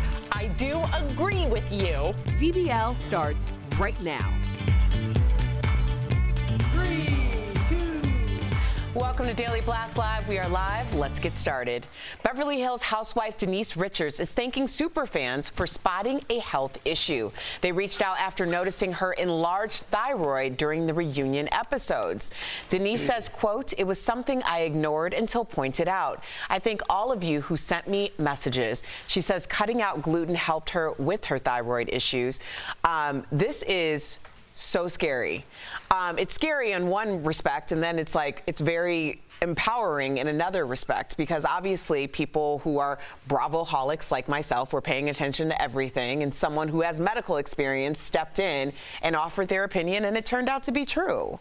You said something really great about women's bodies earlier. Oh, well, yeah, I mean, I think it's cool that we're like, you know, because women get so much hate online about their bodies. You're too voluptuous, you're too skinny, you're too fat, all these kinds of things. I do like the fact that somebody's looking at somebody's body because they care about them and they see a health issue. And I feel like this is one of those cases. We always demonize social media, but this is one of those cases, and we saw that with the host from Flip or Flop, I believe, as well. Yes, somebody saw something similar on her and him. And he actually had cancer. So, I mean, this is a good thing, and bravo to, no pun intended, to her fans. Yeah. Good one. Thank you. Well, today we have a couple clapback queens who need to be honored. Starting with Oscar winner Gwyneth Paltrow, the actress posted a video after someone asked if she could cook. Watch. Do I actually cook? Yes, I cook. God, you think I would write? You think I would pretend to write cookbooks if I didn't cook? Way to go, Gwyneth. They need to know you about it. Now, our next Why award. do people hate on my girl, Erica? I don't know. Our next, ask your girl, Tori. Our next award goes to country singer Miranda Lambert. She posted this video frying chicken with her husband, and someone commented, "It won't last," probably referring to the marriage, but Miranda didn't take the bait, replying, "Sure won't. I'm going to eat every piece of it. Can't waste chicken." Yeah, I agree with that. I agree as well. Yeah. That looked like very good chicken. I don't know. I don't know if I like fried drumsticks with chicken. I like the wings. What? You don't like drumsticks? Hold a wing. I know, but those looked a little weird. I didn't like that. You don't like fried drumsticks? No, the I whole like the wings. purpose of fried chicken is to have a fried but I'll drumstick. explain something to you, Oh, Erica. mansplaining. There is a systematic process to eating certain kinds of foods, and that's half of the enjoyment. With a wing, there's a breakdown. It's almost like crab legs. You don't want them to just de-crab leg. You want to crab leg yourself. You want to de-crab it yourself. Those It's are the two totally different things. No, it's not. It's not the even process. in the same it's realm. the journey to get to the meat. It's not the journey. That's more important. I don't want to snap joints to get to my meat. I don't okay? want to just hand. I'm sorry. I want to fight for things in life. I don't want my meat just handed to me on a drumstick. I want to show that I care. Did you say the journey of the fried chicken? Yes. I care too. I care enough to just get to the eating. I don't need to snap joints and break legs like I'm in an octagon in order to eat. Would you like pineapple chicken. as much if it wasn't like encased in armor? I don't eat pineapple because it's encased in armor. It's Then you're missing out on life. That's why you get the one that's already in the plastic. No, that has no soul. Thank you, Jeff. Okay, Give me that really? right across, Erica. You're going to sacrifice your fingers in order to open up a pineapple? I'm going to pay $5 more for someone else to cut it for me? How much are your fingers worth, Jeff? How much are your fingers We're worth? not cutting our fingers off. Oh, there we go. Oh, we got called out. What is that, a bird? It's a whistle. Oh, sorry. How long have you been That on the was the planet? worst Sorry. You couldn't tell that was a whistle? Great whistle. It sounded like wasn't a great bird. whistle. Or Sorry, cicada. Gallagher. Excuse It wasn't me. a great whistle. So you think cicada when you hear that? Play it It again. did sound Play it more again. like a cicada. Play it. That's a weak whistle. You got to wet that whistle. That's cricket. Yeah. All right now rumors are swirling about Lindsay Lohan and the Crown Prince of Saudi Arabia, Mohammed bin Salman. Page 6 reports he's been flying her around in private jets and even gave her a credit card. A rep for Lindsay says they met once, so these rumors could be true or they could not be true. I guess that's how rumors go. Isn't that every rumor? So if you guys don't know, Lindsay Lohan is a little cray-cray, as always, but there's a video of her running after someone saying you stole your children, trying to speak Arabic. So she claims she speaks Arabic. She also has spent a lot of time in the Dubai Arabic world. So this could possibly be true. I wouldn't expect less from Lindsay Lohan. I mean, really. I couldn't see the prince having a credit card. I would just think you have so much money. I would just have gold coins on me. Having a credit I'm not card. handing you a Discover card. I'm the prince. It's not a Discover card. It is black and it goes very loud. But does he need points? Exactly. Like who's paying his card? I'm like, that's right. When you have private jet money, you have a credit card on you. I'm like, you better talk to my people's people. Everybody needs credit, Al. Not the Even prince. the prince. No. Yes. Well, Kylie Jenner knows how to celebrate, or at least her boyfriend Travis Scott does. He ordered thousands of red roses to her house yesterday morning. This is all leading up to her 22nd birthday. It's estimated all those flowers cost $25,000. I like it. Who's going to clean that up? I don't think that's a problem, Jeff. I think there's several people on staff. What do you think, Travis Scott and her are cleaning up their own? Like, oh, we got to sweep this. They'll never see that again. That's She true. looked I at don't it and think went to about the that. west wing of her house. But I mean, do you think that's like too grandiose, or do you think if you got the money, do it? For me, it's a little much. I don't have the money, so I don't have an option. So for me, it's a little much right now. You know, I don't know. It's too much for me. I don't know. For them, I mean, they're on a different level, and they each have to keep one-upping each other. I mean, this is 5 days before the actual birthday, and he said, we're just getting started. So imagine what's coming next. Yeah, he can't Bed Bath and Beyond it next year. He can't. There's no, like, steamer No he bath can get. bombs next year. But look at the little kid was there. Like, that's what the kid is expecting when he... Totally. You're absolutely right. The I don't child know. in the background, yeah. Yeah, I mean, that child's fine. You're like, oh, that child in the background. That child's going to have an awesome That's life. what I'm saying. That's what I'm saying. That the expectations are so high, it's like hard to like outdo. What are you doing I to think outdo they're going to each do. other? I think they'll be fine. I don't think that kid is going to see a little things. boring after a while, to be honest. Really? Really? Boring. I like that was boring to you? I do think that when things stop being special, it gets boring. It's like when you eat out all the time, then you go out to dinner and it's like not so special. I could eat I'm out. just I could throwing eat out out that out there, okay? I like Stephanie Jones is here to take us under the sea with a new trending story coming in hot. Thank you, Erica. Right, who's ready for another Little Mermaid? A live stage performance is coming this fall. Oli Cravalho will play the starring role of Ariel, and she played Moana in the 2016 animated film. And next up, Grammy award-winning reggae singer Shaggy, it wasn't me, will play Sebastian, King Titan's trusty crab sidekick. And my favorite casting choice has to be Queen Latifah as the villainous sea witch Ursula. The Wonderful World of Disney Presents The Little Mermaid Live will be on November the 5th on ABC. And a reminder, Disney is also producing a live-action remake. How many of these do we need to see? Hold on. First of all, what's Al's personal dilemma with Shaggy? Did he blame you? Horrendous. You don't like any of his songs? He's got some good ones. It wasn't me. It's fantastic. That's the beginning of the gaslighting movement. All right, he's lying to that woman. Honestly, like, first of all, he does not normally talk like that. That's an affected accent, and those songs are old and super whack. If you got in somebody's car and they were playing Shaggy, are you gonna put your seatbelt on? I'm getting right back out. Really? Wow. Yes. Are you guys serious? You guys. My angel, you're my darling. Angel. That's a good song. Yeah, I don't in the grocery understand store. what's wrong with Shaggy. He was just touring with Sting. Yeah. That gives you street cred. Because Sting wants to look better when it comes out. He stinks. Wow. I think the company that you keep says a lot about you, and he and Sting are very good friends. And I saw them on Watch What Happens Live, and it was riveting. That's embarrassing. Ow, jeez, a Little Mermaid getting you all fired Sting up. and Shaggy, you sat through that? On Watch What Happens Live, yes, I wish I was the bartender that day. How about that?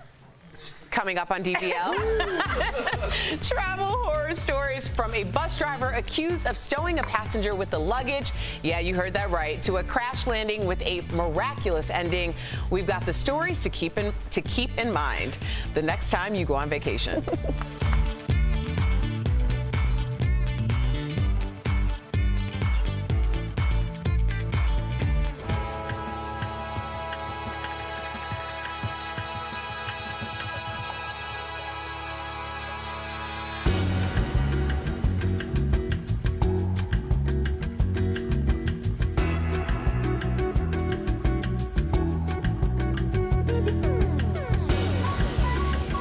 First one's like some crazy video. The next one is about kink.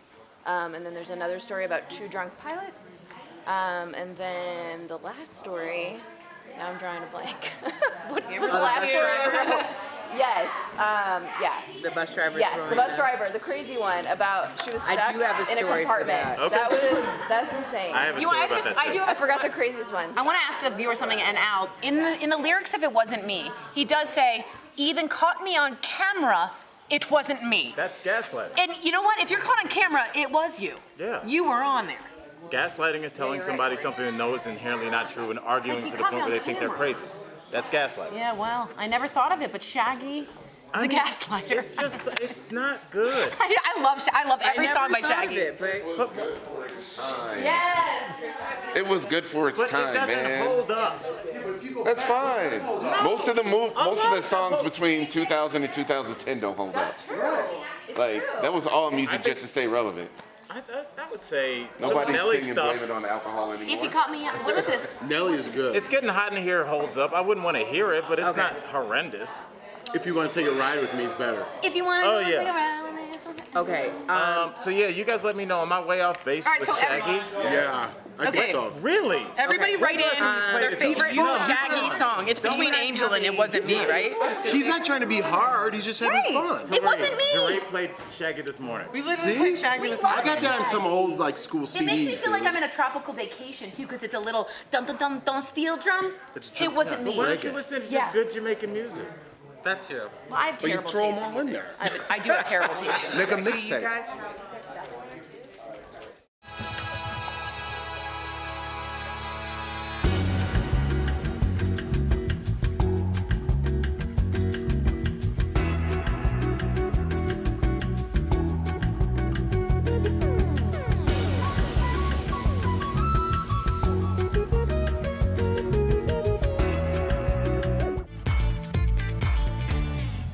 Welcome back to DBL. We've all had travel nightmares, but there are a few stories making headlines today that will make us count our lucky stars. Let's start with this crazy video. Oh my God. Is that someone playing? Check out all of that smoke filling a plane cabin. This happened yesterday on a British Airways flight just minutes before it was due to land in Spain. The oxygen masks never deployed for passengers, and they had to use the emergency slides to get off the plane. Luckily, everyone was okay. That is absolutely Those slides slid right into a lawyer's office. Oh, man. There you go. Sue British Airways. No oxygen mask? Nothing? Yep. That's terrifying. I don't like that we show every single thing that goes wrong with an aircraft. You're scared. I'm not a good flyer. I You know. know what I mean? And then it's like in the back of your mind. If we put on, I mean, not to be morbid, how many car crashes were in the United States today? I mean, we'd be astonished. But if something happens with an airplane, and then I go on I travel, and I'm like, is that smoke? Is it going to fill up with smoke now? Like, are these going to come down? It terrifies me. I know. It did look like a scene from Soul Plane. I'm sure you've seen that, Al. Yes, I have. Okay. Honestly, I didn't get that reference till like 1 second after you said it. And then I was like, I got it.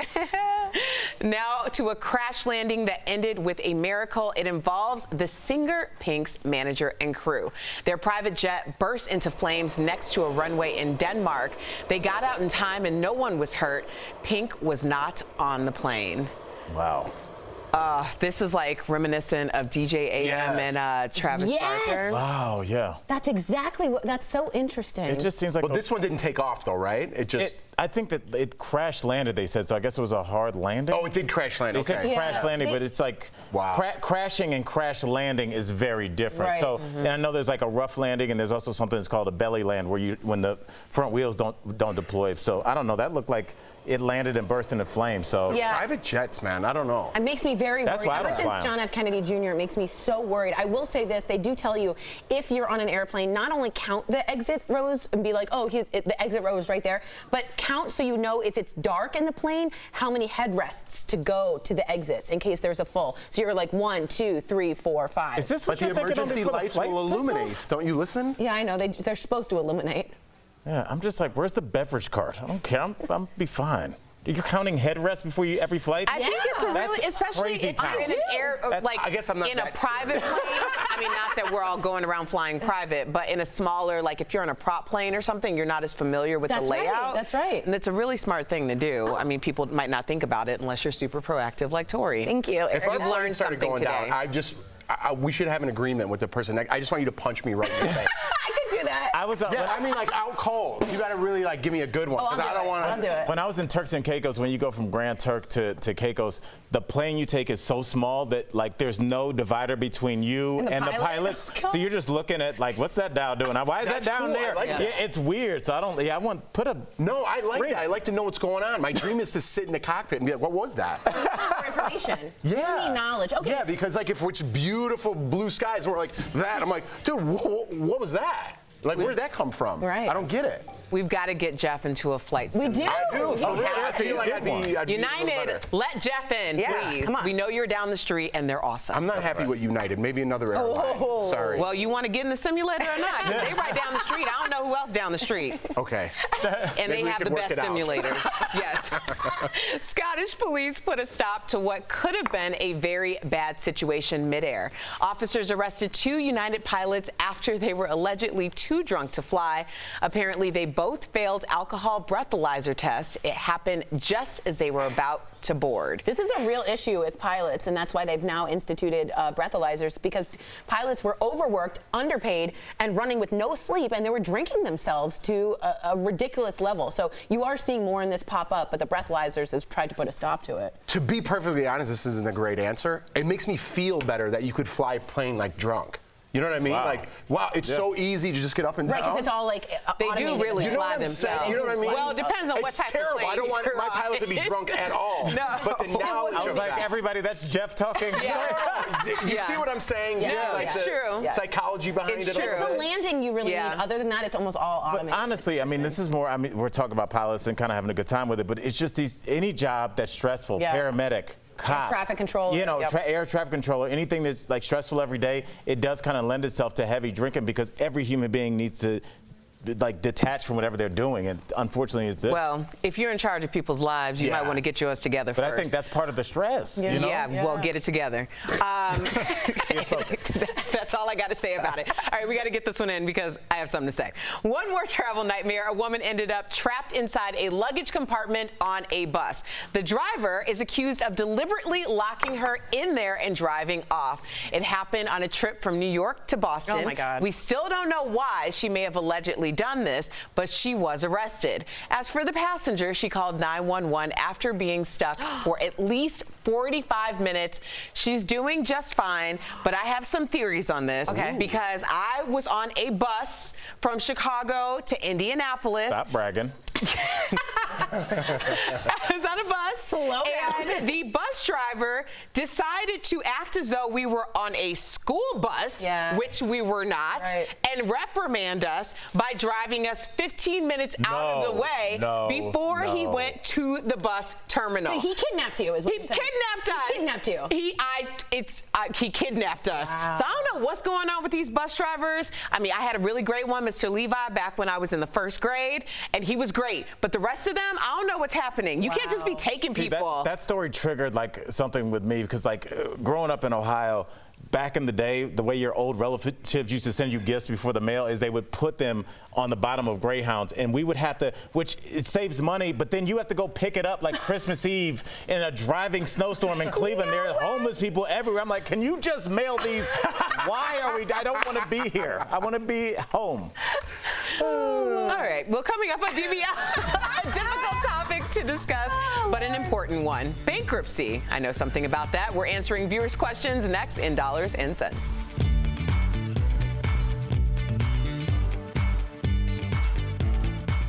The Sun.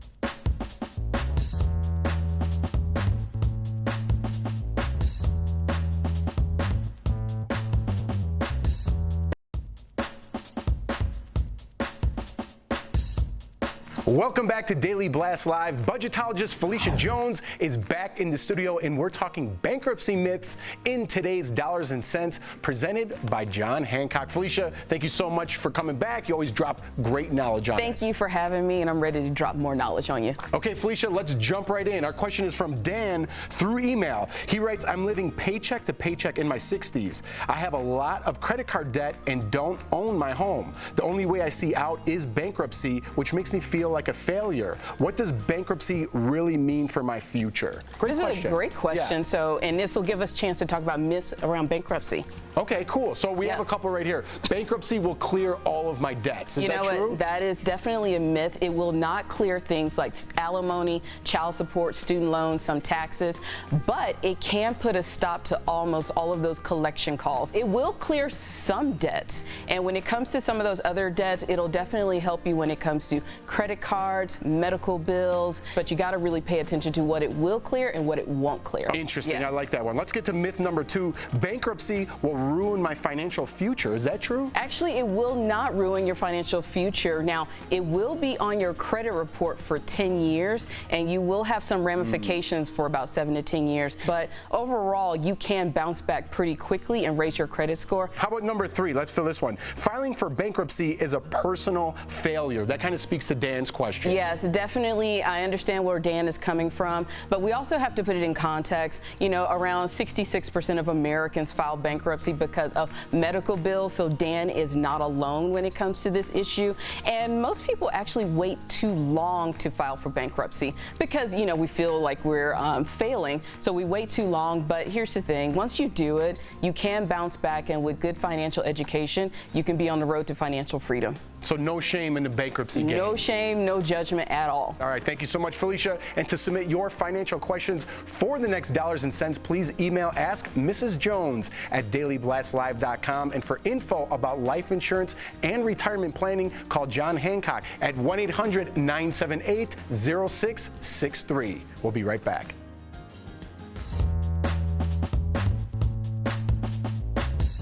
Me and Erica, I looked at Erica. Hey y'all, just wanted to reach out to Kimberly. She's been a longtime viewer. She's getting married. I absolutely want to see your bouquets and your flowers. So hit me up on Twitter. She's like, I don't know if Tori remembers me. I remember you. I know way too much about you guys. I was like, dude, not like that. You want to ask a question? Should we play trivia? One of you ask a question that you know I know, but maybe have forgotten, and I will answer it to you. Okay? We're gonna start playing that. If you're on YouTube or Facebook, be like Tori #trivia. Something about me. Where do I live? I got you. I am a little weird about you guys. Is this going too far? It's probably should back up a little bit. All right. So Sam's birthday's today. Mark's birthday's today. Wow, is that why you're dressed like a present? Hey, thanks. Peter, you can go away now. Pete, come over. Do you think I'm dressed like a present, or do you think it looks chic? I actually don't feel comfortable in this, to be honest. Sam is better with the little bows. I'm not good like this. Why'd you do it? Well, I got it from Rent the Runway, and I didn't want to waste it. But you saw what it looked like before you bought it, right? Well, the model was very thin and tall, and I always do that because my body type is not thin and tall. So I think, I'll rock it. Yeah. But then I get it, and I'm like, oh, I'm a box. Mannequin confusion. Ugh. I do that all the time. Like, I go in a store, I'm like, oh, that looks dope. That looks amazing. And I put it on, I'm like, oh my God. I look horrendous. Sometimes I'm like, I'm not even hanging this back up. Oh, whoa, whoa. Yeah. Whoa. It's like that. Pump the brakes, like, son. Dude, Pump that the mannequin brakes. had way off. A 25-inch waist. I don't care for those mannequins. If I see something where there's plus size options as well, I shop that one because it's built for curves. Oh, that's smart. But I like to see. Like, I don't like to try them all. I'm like, oh, that looks perfect. Yeah, I want that whole thing. Get me Yeah, that. I know it. I know it. Or like I have pants like, but then it just never works out. You know where I do that? I'm thinking specifically Zara. Oh yeah. Zara always, man. Their They have stuff is so face, so tight. the mannequins, it's yeah. very. Straight. And if I'm just a little bit out of shape, like I am now, it's like things are popping out where you don't want You're them like, to. what is that? And you're like, dude, can I get a different light in here? I know. In the Gap, I look horrendous. The Gap, I'm thinking they want me to leave. The Gap's clothes are so boring. I'm like, why are you at the Gap? Yeah, Also, can I be honest? When Brooks and I go to the Gap, everyone always asks him a question because he looks like he's working at the, because he wears the, you know what I mean? Yeah, he does look like And if you wear a red shirt into Target, it's over. How often do you guys go to the Or Gap? Ace Hardware. Or Ace Hardware. Is the Gap not? How often you go? How often you go to the mall, and then let alone the Gap? If we're going to a mall, I think I'm going to the Gap. Really? I'd never go to What are you, 15? I get my watch fixed at the mall. I get, when like- I go in there, I'm like, I forgot about the mall. I can go a year. Dude, without I it. Get your run watch through fixed there. at the mall? Yeah. Yeah. That's They where you got get right next to the watch movie theater? Yes. I know. I The walk Gillette in, I go, one, I know where it is. Oh. I got the links for this taken out there. Yeah, you need like a. I know what you're saying. So if you have any trivia questions that you think we don't know about you, write in with the #trivia. We'll try and see how much we actually know about you. And then we'll give it back to you. We'll ask you trivia about the host. How about that? Where'd you get that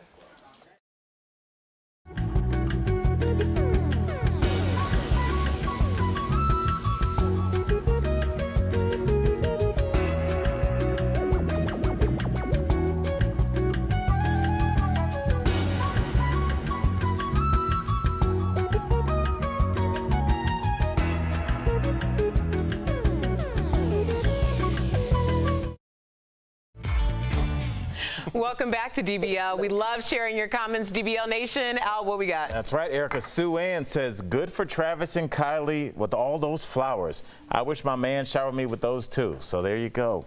All right, he set the bar now, Travis. All right, and Mookie says, 25 grand on roses. That's just cray. So I'm with Mookie. I'm kind of with Mookie. Yeah, I'm kind of with. What about $500? Again, man, I'm tidy. I'm a tidy. What's that mean, tight? What do you think it means? I didn't know if you meant tidy like clean or tight with money. That's tidy. Tighty. Oh, I'm sorry. They were Jeff, they were pretty close. Thank you. Tighty and tidy. Well, now they do like whitey tighty. They have the Forever Roses now, and those are more expensive, but they last longer. Check them out. We'll see you tomorrow, same time, same place. Can't wait. Hi, DBL Nation. It's time for Between the Show with Shuby. I need to clear this up with Jeff. I'm still not sure if he was saying tighty or tidy. Can you clarify? Was he saying tidy or tighty? Tidy, like a tidy, tight ass. But you were saying tidy. You were saying tidy, and we were talking about. I said tidy at the end because she said tidy. Very well done. I just wasn't sure because we were talking about who's going to clean it up. So I thought he might be saying tidy, like I'm tidy. I thought that. I said that and it wasn't a good point. You didn't explain it quite as well as I did. There might be. I thought you meant tidy because. Jeff said her bow is confusing. That's some good stuff. I've got a story for you guys right now that's trending. McDonald's has just come out and admitted something very interesting. So back in 2018, they came up with a plan to get rid of their plastic straws and replace them with paper straws. We've seen a lot of companies start to do this, which is really great for the environment. Here's the issue. While the paper on the straws can be recycled, the actual straws that McDonald's are using cannot be recycled because they're too thick. So the company's not really saying what they're going to do about this now, but I do give them some props for coming forward and admitting this. But it kind of seems like their distribution, I don't know what you would call it, production crew, was kind of confused by what they were getting. They thought they were getting recyclable straws. What they were getting is a material that's recyclable, but not recyclable straws themselves. Brandon, did you hear about this story? Stat. So McDonald's, they got new straws, paper straws, to try to save the environment. Save the turtles. Okay, well, turns out the straws are so thick they can't actually be recycled. So their old plastic straws could be recycled, but now these new ones can't be. Just bring back the McRib.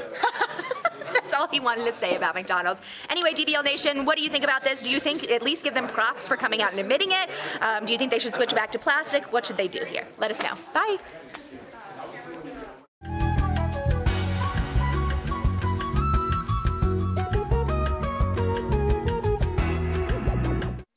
This is Daily Blast Live. We're talking about what you're talking about. Because everyone's talking about this. Always live, always real, always unpredictable. You are totally off base here. Log on and join our live conversation. I can't believe I'm saying this.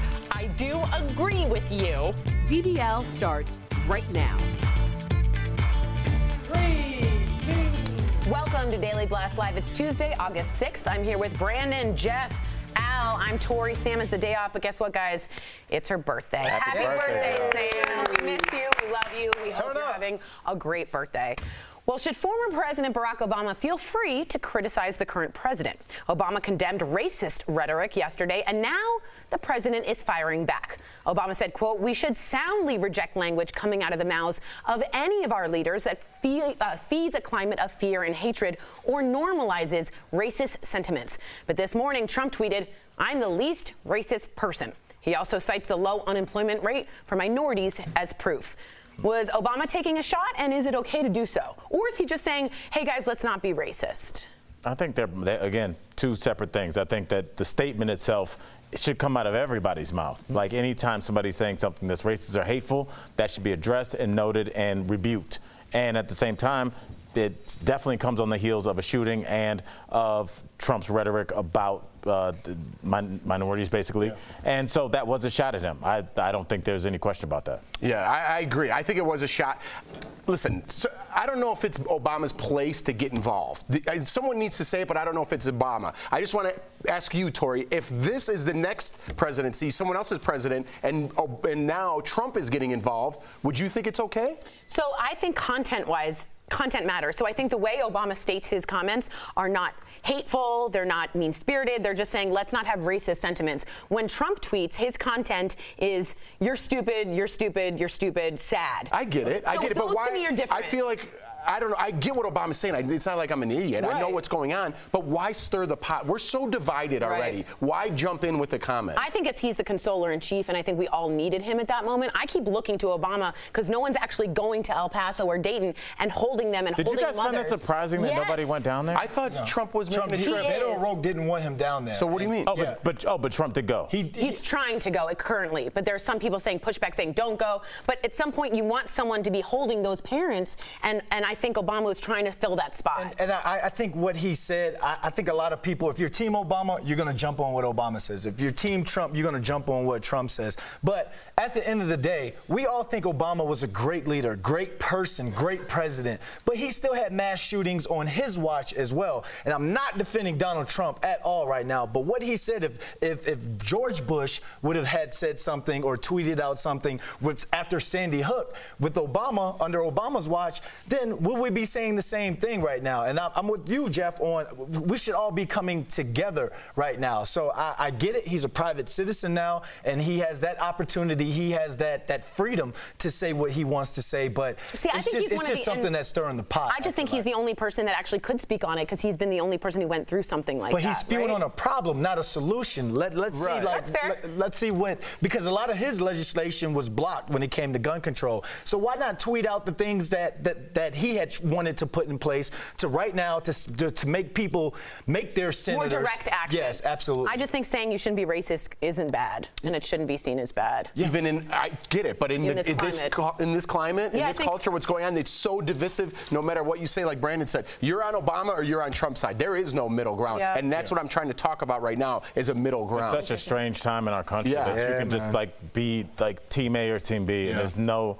Right, like being anti-racist is somehow against America. But it's weird because when you meet people in a one-on-one situation, it's very rarely like contentious. It's usually like you find a common ground to talk to somebody about. How your Steelers looking this year. Right. You know, just like but online it just develops into a team mentality. But it seems like, luckily, at least for now, obviously we're seeing shootings. But for the most part, my day-to-day interactions, I don't see that spilling over into real life. Let's hope so. Well, after the mass shooting this weekend, Venezuela and Uruguay are warning their citizens to stay away from America and urging them to take precautions if they do travel here. So I'm just going to call that what it is. They're saying it's unsafe for brown people to travel here. And I would like to go to Raquel Villanueva. She is Bolivian, South American, and she has an interesting point of view I want to get to. So Raquel, talk to me about, do you feel safe in everyday life? Talk to me about that. Well, in terms of feeling safe, do I feel threatened? I do feel safe. Do I feel uncomfortable speaking Spanish in public now? Yes, I do. I do because I don't know how people are going to react. If they're going to react with anger, if they're going to yell at me. I remember being a kid and people would yell at my family when we would speak Spanish in public, going to stores, and that changed. And it didn't happen for a long time, for years and years. And now I feel like we might be going backwards. So interesting. I might be just speaking English only now. Wow. Which is so interesting because America is, of course, the melting pot. Yeah. And the different languages are what makes us great. And it sucks that she has to feel threatened. But I think if you're a foreigner from anywhere, you shouldn't feel safe here because 255 mass shootings, depending on what you classify mass shooting, and 218 calendar days, whether you're Irish, you're from Holland, you're from South Africa, you come over here, you're in a Walmart, you're at a synagogue, you're at a country concert, you're in harm's way here. So I mean, it's just something that's it's real unfortunate, and I know that there's no real solution to stopping, regardless if it's xenophobia or racism or just someone hating you because of your religion. It's not fair, but people should come over here and want to feel safe and should be protected. That's the way it was supposed to be. Raquel, I want to thank you so much for that and being honest. And I hope you can speak Spanish loudly and proudly as soon as possible. I mean, is there anything sadder than somebody putting away part of their culture? She's bilingual. How brilliant is she? Look at her face right now. What part of the country, though? You know what I mean? Like, I grew up where people speaking all Italian, Polish, Spanish. Like, I went to Los Angeles. If you went to Los Angeles, you had a leg up there. I don't know what part of the country Well, think I don't about, know the it doesn't understand. I don't understand think of, the like, permit temperature. patty people who are like, go back to Mexico, right? Yeah, I don't get that. I don't know people like that. I didn't grow up with people like that. I have friends in New York. I just got back with a bunch of friends, some of them Mexican, in Las Vegas. I have friends from all over. That type of rhetoric or behavior, I don't know where that comes from. I have no idea. Well, where Raquel, that comes from. do you see that in what you're talking about, the go back to Mexico? With Jeff, I want to tell him, I think it's really important, just because you haven't experienced it or seen it, to believe that it's happening. To anyone out there, even if they've never seen it in their life, just to believe us when we say that it happens, so that when you do see it one day, you're prepared to stand up to it. So that's the one important thing, because some people are lucky enough that they never experienced it, and I'm happy for them, but the fact is that it does happen. And that's a great point. Thank you, Raquel, for pointing that out, because you guys taught me as well on this show, you know, about the law enforcement getting pulled over, what, not Ty Law, what, Champ Bailey. Champ Bailey just said yesterday at Ty Law did get inducted as well, though. Yes. But Champ Bailey said, it rings true to me now.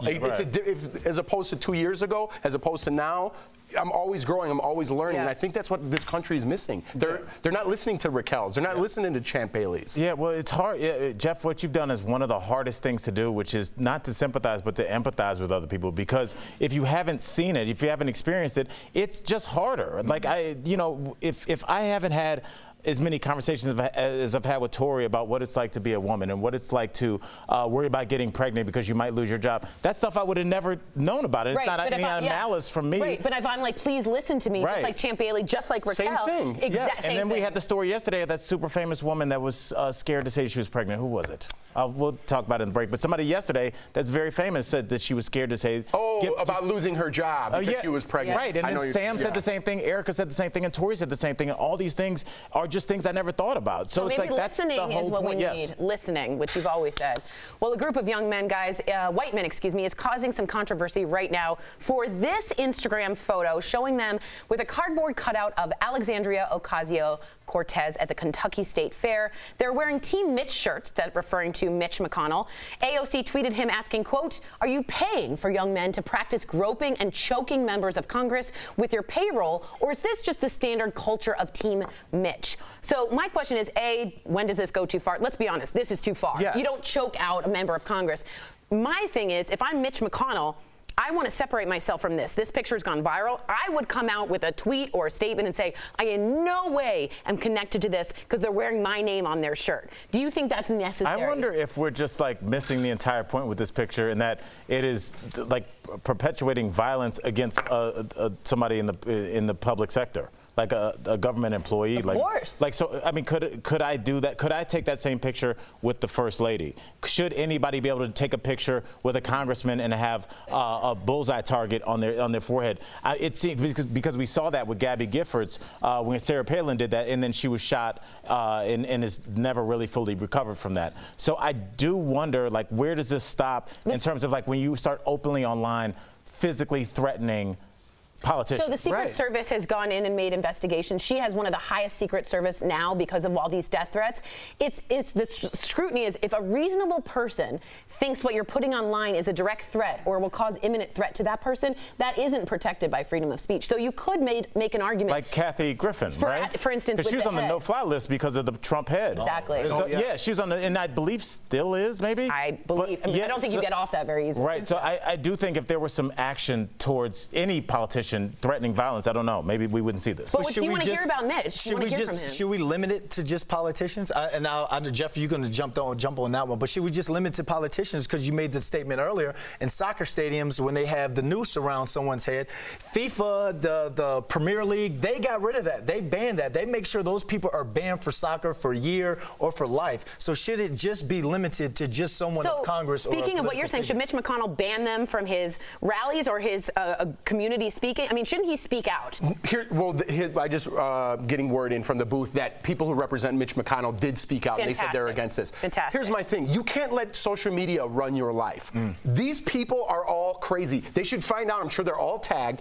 Find out who each one is, and when they go to get jobs, oh, you're applying for this job? What's this picture? Everyone should be responsible for what they did. This is despicable. It went way too far. No one should ever do this. But it's not Mitch McConnell's job to stop every person that's doing something bad, or it's not President Trump's job to do that, or any celebrity. It's not The Rock's job to come out and call everybody out. But is it their job to not incite it in the first place? Meaning, someone says shoot him, and they say, well, how to do with immigrants? Shoot him. Donald Trump didn't. I mean, Mitch McConnell did not incite that. I agree. I'm just saying, in terms of the culture, when you're saying like Donald Trump and all that, don't you think some of the rhetoric incites this and makes this more? You're taking it to a different level than what I'm wanting to get to. I'm saying people on social media are absolutely wacko out of their minds. You cannot let them get close or dictate how you live your life. I'm not going in who's inciting what and why. Go on my social media. Go on anyone's social media. People write crazy things. They make up Instagram things and write crazy things. That's crazy to me. I'm not letting those people into my life. You're not They're not even negotiating getting with them. a tweet from me. Okay? People think you could just come at me or come at The Rock or come at some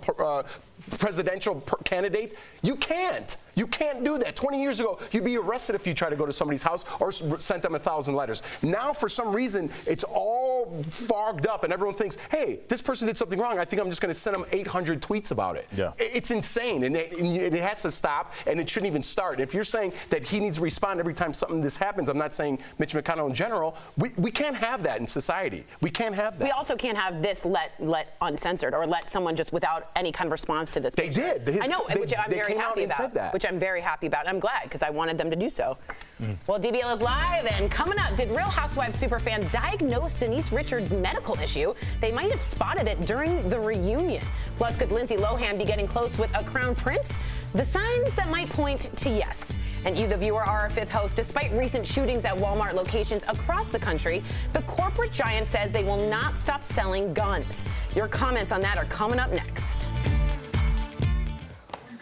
Ooh, I got a sneeze coming on, you guys. Sorry, I am here, and he just ruined my sneeze. Whew. Okay, guys, lots of good conversations happening on the show today. I want to go to the desk to continue talking about them with this conversation. Hey, guys, what's happening? We got some visitors in the studio. Hey, guys, I wanted your opinion on a comment we're getting in from our DBL Nation. Sandro actually wrote in. Thanks for writing in, Sandro. They said, you do know this is a cardboard cutout, and they said we're being a little too sensitive. What is your response to that?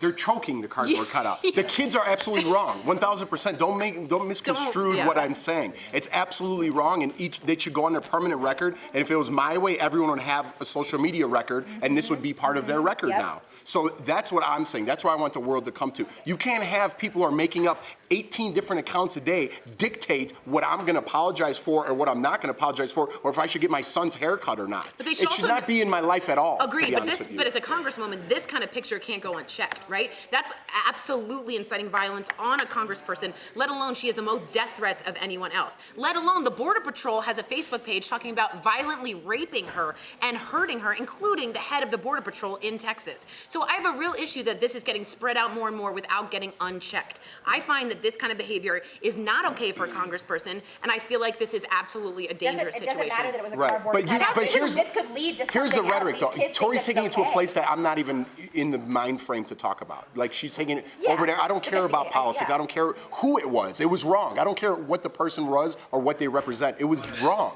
I'm saying letting social media starting to dictate what our Congress people are doing and what other people are doing is ridiculous. But don't you think Donald Trump does that with his tweets? Yes, and I'm not saying that's right. Yeah. You keep going all the way over here, and I keep trying to pull you back here. I'm just saying, in general, in society, in life, you can't have that. But I see what Tori's saying about how Mitch should come out, because image-wise, let's think of his image right now and how Americans look at him with the Moscow Mitch, massacre Mitch.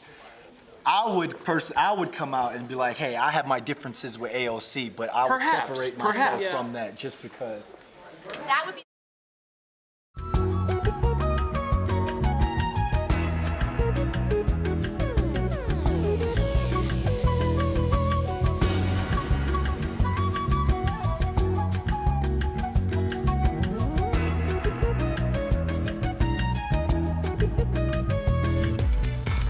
Welcome back to DBL. It's time for Fifth Host when we talk about what you're talking about. Walmart is one of the largest sellers of firearms and ammunition and ammunition in the U.S. And despite the shooting in El Paso, the company will still sell them. Now, in 2015, Walmart stopped selling assault rifles, and after the school shooting at Marjorie Stoneman Douglas, they raised the minimum age to purchase a gun to 21. So DBL Nation, should we just call it? Should Walmart stop selling all guns? All right, Tori, let's do this. Hope from Facebook says no. The problem is not Walmart, it's the user of the weapon. Hope, I mean, I don't even know if I would respond to that. I would just say, and kind of, I guess I'm on your team, I think Walmart is a company that is responsible to its stockholders and to everybody that's invested in that company, and that they feel like selling guns while it's still legal is the best way to make money and turn a profit. I don't see what's wrong with that. Until we change our laws, I don't know why Walmart is morally obligated to do anything. Good call out. Deborah from Facebook says, yes, Walmart should stop selling guns and ammunition. Just to reiterate what Al said, it's still legal for Walmart to sell guns and ammunition. And I look at it as a situation where you want to take the fight to Walmart. No, take the fight to the Senate. Those are the people who make the real rules and legislation. So forget Walmart, take the fight to the Senate. Barbara from Facebook says, no, people killed, not guns. We need to focus more on mental health instead. Barbara, I've been listening to a lot of different things about this, and I agree with you. You know, I do not want to assault weapons, just to be clear. I think they should be banned. I don't think guns should be banned because I don't think this is responsible gun owners that are doing this. I think we need to look a little bit further down the rabbit hole than just focus on the guns, and I think at the bottom of that is the mental health. So I agree with you. Jan from Facebook says the workers at the gun counter better be trained on how to use the guns they sell. That's so interesting, Jan. So I was talking to someone earlier about purchasing a gun. They said they'd much rather go to a gun store because those people are more well trained on gun safety. I think about the Walmart workers who are just in that shooting. I don't think a lot of them want to be selling guns in their store, or if they are selling guns, I bet some of them feel really bad about selling guns. Maybe I'm wrong. Maybe you're a Walmart worker and you're fine with it, but I think you absolutely have a moral obligation, like Dick's Sporting Goods. Kmart stopped selling ammunition after Columbine.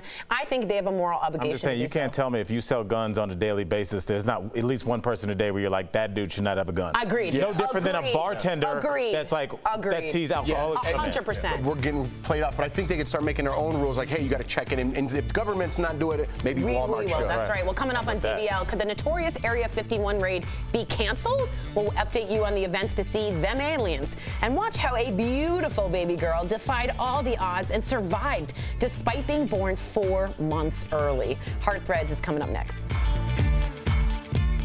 Hello, everybody. I'm Dr. John Kudrowski. I'm a professional ski mountaineer, mountain guide. I'm an author and a keynote speaker as well, and I've been up on Everest 4 times. Now, I'm going to give you the 4 main things to consider when you're climbing Everest, and the first thing is travel. So when you're traveling over to climb Mount Everest, travel is about $2,000. You'll arrive in Kathmandu, and then if you're climbing the south side, you take a plane to Lukla and start trekking. If you're climbing the north side, you take a plane to Lhasa and you drive to base camp. Next is room and board. And for Mount Everest, there's a lot of little pieces to this. There's the trekking in to base camp. You can stay at really nice lodges and tea houses. Some of these expeditions have big dome tents with pool tables and ping pong tables and even a bar. Then you got to think about going up the mountain as well, and we have dining tents and cook tents in one of our camps called Advanced Base Camp, and then you also will be staying in a tent in the different camps. So there's a lot of lodging options, and this option costs you about $8,000. Now, what about the gear to climb Mount Everest? Because you're obviously not going to go up there in this. So the essential gear you're going to need to climb Mount Everest includes bottled oxygen, crampons to go on your boots, an ice axe, of course, and a big down suit to withstand the 30 or 40 below temperatures. Now, for the most important part of climbing Mount Everest, you're gonna need a mountain guide. We'll also hire you a personal Sherpa, and those items will run you about $50,000, but they're very important. So on Everest, I've seen price ranges going from the low end, $50,000, the high end, $100,000. At the end of the day, you're gonna be dropping about 75 grand in order to climb the highest mountain in the world. Get ready to cash in your child's college fund, or maybe even mortgage your house. I'll see you on the summit.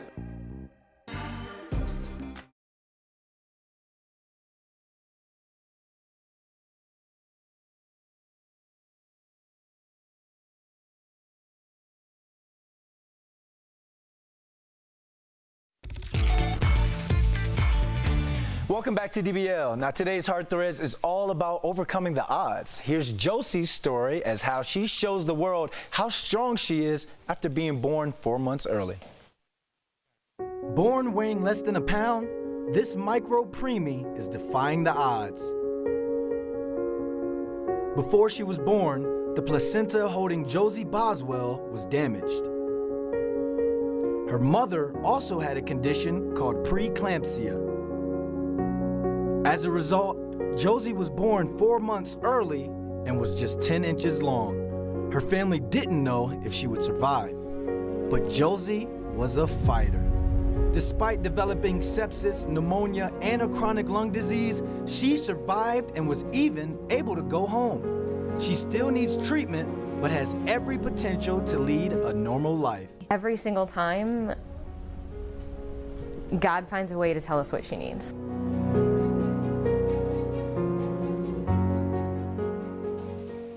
What a great Heart Threads. Keep fighting, Josie. We'll be right back.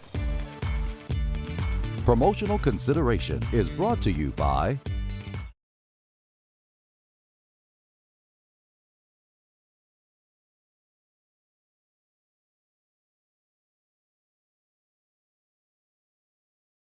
You live?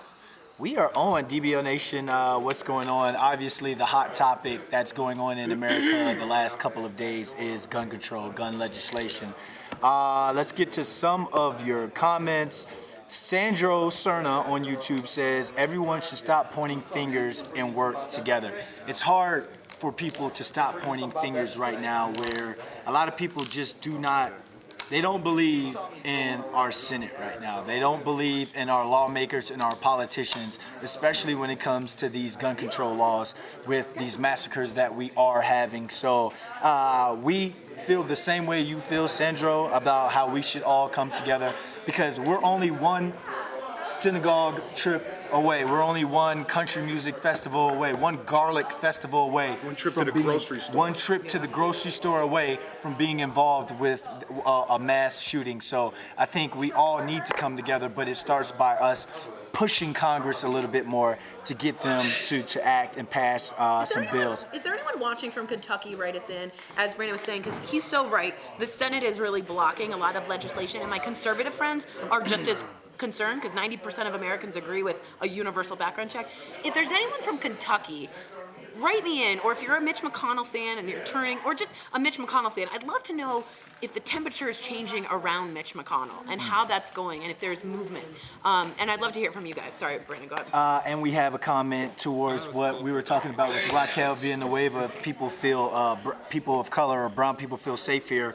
Troy says, when I hear someone speak Spanish around town, I wish I would have paid attention to Spanish 101, 201, 301. Yeah, me as well, because, you know, I want to unite with people a little bit more. I failed Spanish 3 times in high school and college.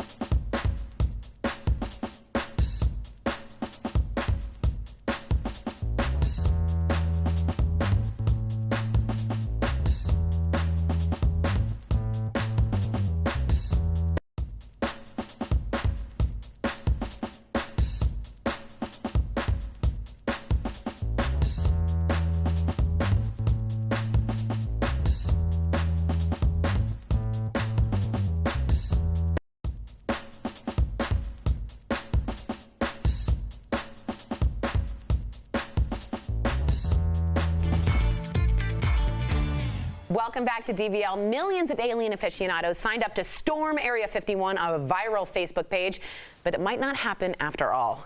tears. Stephanie Jones has a new update and more in today's Coming in Hot. Thank you, Tori. After 2 million people said that they would attend the attack on Area 51 to, quote, see them aliens, Facebook has taken down the page for violating community standards. But the highly secretive military base isn't the only place dealing with speculations of alien invasions. Check out the latest viral video featuring possible extraterrestrials. Hey! We got aliens in Cincinnati! Aliens! That's right, people all over Cincinnati are sharing videos of 4 lights that are hovering above the city and then disappear in a seemingly unified way. Could these 4 lights be UFOs? Let us know your thoughts using the hashtag dbltake. That was weird, right? Yeah, where'd they go? Yeah, I was trying to see if they went behind the clouds. They're going to Cleveland. I don't know. I mean, I think the first time I saw this, I got kind of caught up with the guy talking because he's got such personality. But then I looked at this and I was like, that's a little weird. Right? That doesn't look like planes. I've seen a lot of planes. And in formation like that seems crazy. Well, all right. Yeah, well, I believe in aliens anyways. Okay, I do too. You believe? You believe? Yes. I believe, All buddy. right. Here's what's coming up next on Daily Blast Live. Denise Richards' health scare. We'll tell you what eagle-eyed fans spotted during the Real Housewives of Beverly Hills reunion. Then, a new love connection for Lindsay Lohan. The crown prince she could be canoodling. And travel nightmares. From smoke-filled plane cabins and drunken pilots to a bus driver accused of locking a passenger in the luggage compartment. We've got it all when DBL comes back. Naomi, she said I was talking about breaking into it, and I said no one will remember it. Naomi said she did. Naomi, that's why I love you. I have an idea about share heights. Copy those files from the green packet. What happened? She put her finger in my tea again. No, and I think that's unprofessional, hurtful. I want that. Why is she wearing headphones? Yeah, she is walking around like I don't know, like a DJ. She looks like the pink ghost in Pac-Man. She does. That's a good one. That's my girl. I just played that somewhere the other day. That's what I'm saying that. And I was like, is it weird? It's hard. Dude, does it give you anxiety? Yeah. I don't like it when they're right behind me. What the and hell I'm like, was that? I just played it. But then they trap you, like in the corner, and it's over. It's weird. I don't know. There's like, I'm not a person that suffers from anxiety, but like Pac-Man does. It just, I don't like things chasing. I don't like that. Oh, I was at my buddy. It was this weekend. My buddy has the mini Pac-Man game. Oh, yeah. Because now you could buy like the little arcade Right, game. my son has That's that. where it was. It's super cool. Yeah. Like, that's weird you said that. Isn't 'cause I it was like, weird wait. this resurgence with, because like my kids who grew up with all this technology love old school stand-up video games. And I wonder what that is, because they have access to like pinball. Crazy, yeah. Remember when we went to that thing? Yeah, that's where I took my daughter. Oh, you did? Yeah, I went to this place called Hyperspace here in Denver, and I like it because Dave and Buster's, like, they have fun games, but first of all, their games are. Did I ever tell you what happened to me one time with my daughter there? I know where you're going. They're super expensive. Dude, I took my oldest daughter and my oldest son to Dave and Buster's, and you know I put like a decent amount of money in their cars. Like, hey, you guys have been good. And so my daughter goes off, and I like run out, just like let them go play, and I'm eating at the bar. And she comes up and she's like, my car doesn't work. And I'm like, we've only been there for like 8 minutes. So I come back and I'm like, find the manager. And I'm like, I'm being stern but friendly. I'm like, hey, something's wrong. My daughter's trying to have a good time and her car doesn't work. He prints out this receipt. This is Daily Blast Live. We're talking about what you're talking about. Because everyone's talking about this. Always live, always real, always unpredictable. You are totally off base here. Log on and join our live conversation. I can't believe I'm saying this. I do agree with you. DBL starts right now. 3, 2. Welcome to Daily Blast Live. We're live, so let's get started. Beverly Hills housewife Denise Richards is thanking superfans for spotting a health issue. They reached out after noticing her enlarged thyroid during the reunion episode. Denise says, quote, "It was something I ignored until pointed out. I thank all of you who sent me messages." She says cutting out gluten helped her with her thyroid problem, but it is this picture. If you go back there, you can see a pretty, very small but enlarged part of her neck. So great job on whoever's eagle eye on that. Yeah, they did a good job. Go ahead. Yeah, and this happened. Remember, we did a story on this a couple of weeks or a couple of months ago with the flipper flop star on HGTV, and he ended up being thyroid cancer. Yeah. So good for him. And it's just one of those things where social media actually goes right. And I know you hate it. I know you absolutely hate it. You go on a Jeff rant and all, but I'm worried. Like, let's say something was to happen to you and someone will point it out. I'm worried that you hate social media so much that you wouldn't take that in. Yeah, I would probably block the first 25 people, sadly, and then I'd be like, wait, maybe they're on something. But you would then go back and unblock them after the doctor. Sorry. I think the bigger message is like not just for online, but just like if you have a friend or an uncle, don't be afraid. It's like, oh, he's a military man. He didn't want to hear. If you be like, hey, that thing on your neck, that's a little, you should probably get that checked out. Don't be afraid to say that to somebody. Even if they get mad, I'm fine. Just like, be like, do this for me. Let's just go check it out. I'll drive you there. Yeah. If there's no problem, I'll buy you dinner. You know, do something, but it's a big deal. Somebody's Better life. be safe than sorry. Someone else, I think there was a host of a TV show had a mole, and someone said you should get that checked out, and it was precancerous. Yeah. So amazing. So make sure you guys look at me. Make sure you see anything you write in. If I look okay. You look beautiful, Tori. Thanks so much for that. You look cool bow. Thanks. Liar. What? You like it? I said cool bow. Do you mean it? He didn't say he liked it. How many compliments do I have to give you? That was one. All right, I appreciate it. All right, today Well, I didn't get mine. Oh, you look great in charcoal. Nothing he has on is charcoal. That's charcoal. That's kind of blue. But then what does Brandon have on? No, this is a deep, loamy soil brown. Loamy? That's like a Home Depot paint. Today, we have a couple clapback queens who need to be honored, starting with my enemy, Oscar winner Gwyneth Paltrow. My girl. Okay. The actress posted a video after someone asked if she actually can cook. Watch what happened. Do I actually cook? Yes, I cook. God, you think I would write? You think I would pretend to write cookbooks if I didn't cook? Nice language there. Just kidding.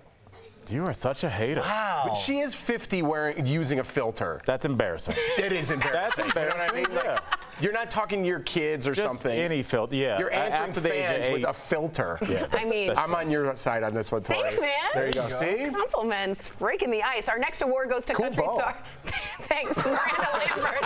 It sounds so much worse the second time. She posted this video frying chicken with her husband, and someone commented, "It won't last," probably referring to the marriage.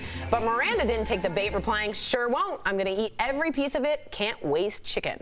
Now, was that a lot of oil for fried chicken? You're supposed to. Yeah. You have Okay. to fry it like that. Okay. But the question is, did she use hot sauce? Probably. You think Miranda Lambert uses hot sauce? Yeah. I don't know. Yeah. She's a barbecue sauce type person to me. How do you think your wings get cooked at the bar?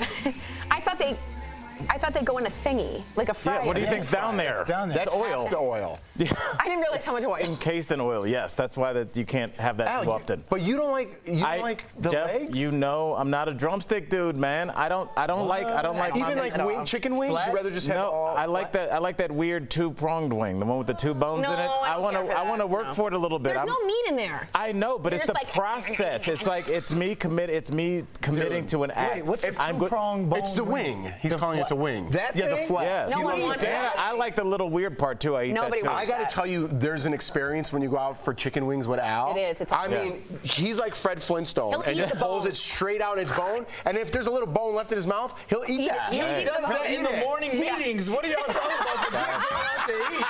Come on. When we first I went out, have he was no like, sh- crunch, crunch. I'm like, okay. And he shames me, and he looks at my wings, and they're like a little meat on there or skin. He's like he's shamed. Oh, sure.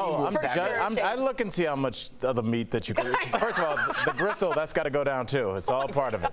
The gristle. Yeah. Oh, man. Yeah, I just wanted to be a old collection school of right there. bones. That's what I want. I look like an old voodoo priest. Lord have mercy. All right. Right now, rumors are swirling about Lindsay Lohan and the Crown Prince of Saudi Arabia, Mohammed bin Salman. Page 6 reports he's been flying her around in private jets and even gave her a credit card. A rep for Lindsay says they met once, so these could be rumors. So this is so weird to me. So if you don't know, MBS, as they call him, really helped progress Saudi Arabia. So women can now drive, right? But he also allegedly tore apart in front of him a Washington Post reporter, Khashoggi. So having her compared with him is a whacked out situation. I mean, but He's a not sticking dangerous up dude. for her, but you know, your career's kind of failing. He gave her an unlimited credit card. He's kind We of all have our price. He's kind of like a tyrant. We all have our price. I would not be Come okay on with now. that. Come on, Jeff. Unlimited credit card? No. Huh? I don't know. It's Lindsay Lohan, so it's like it doesn't surprise me. It doesn't, for some I guess, reason. yeah. It's very strange. It seems like he could probably have almost anybody in the world that he wanted. I mean, maybe she's got to be a good time. I'm sure she's fun. She says she speaks Arabic, and she said it in a video. We heard that. It That wasn't was not. very She also clear. got punched in the face. In that She video. did. She did. Yeah. Well, Yeah. Lindsay, we wish you the best. Yeah, enjoy that private plane. Yeah.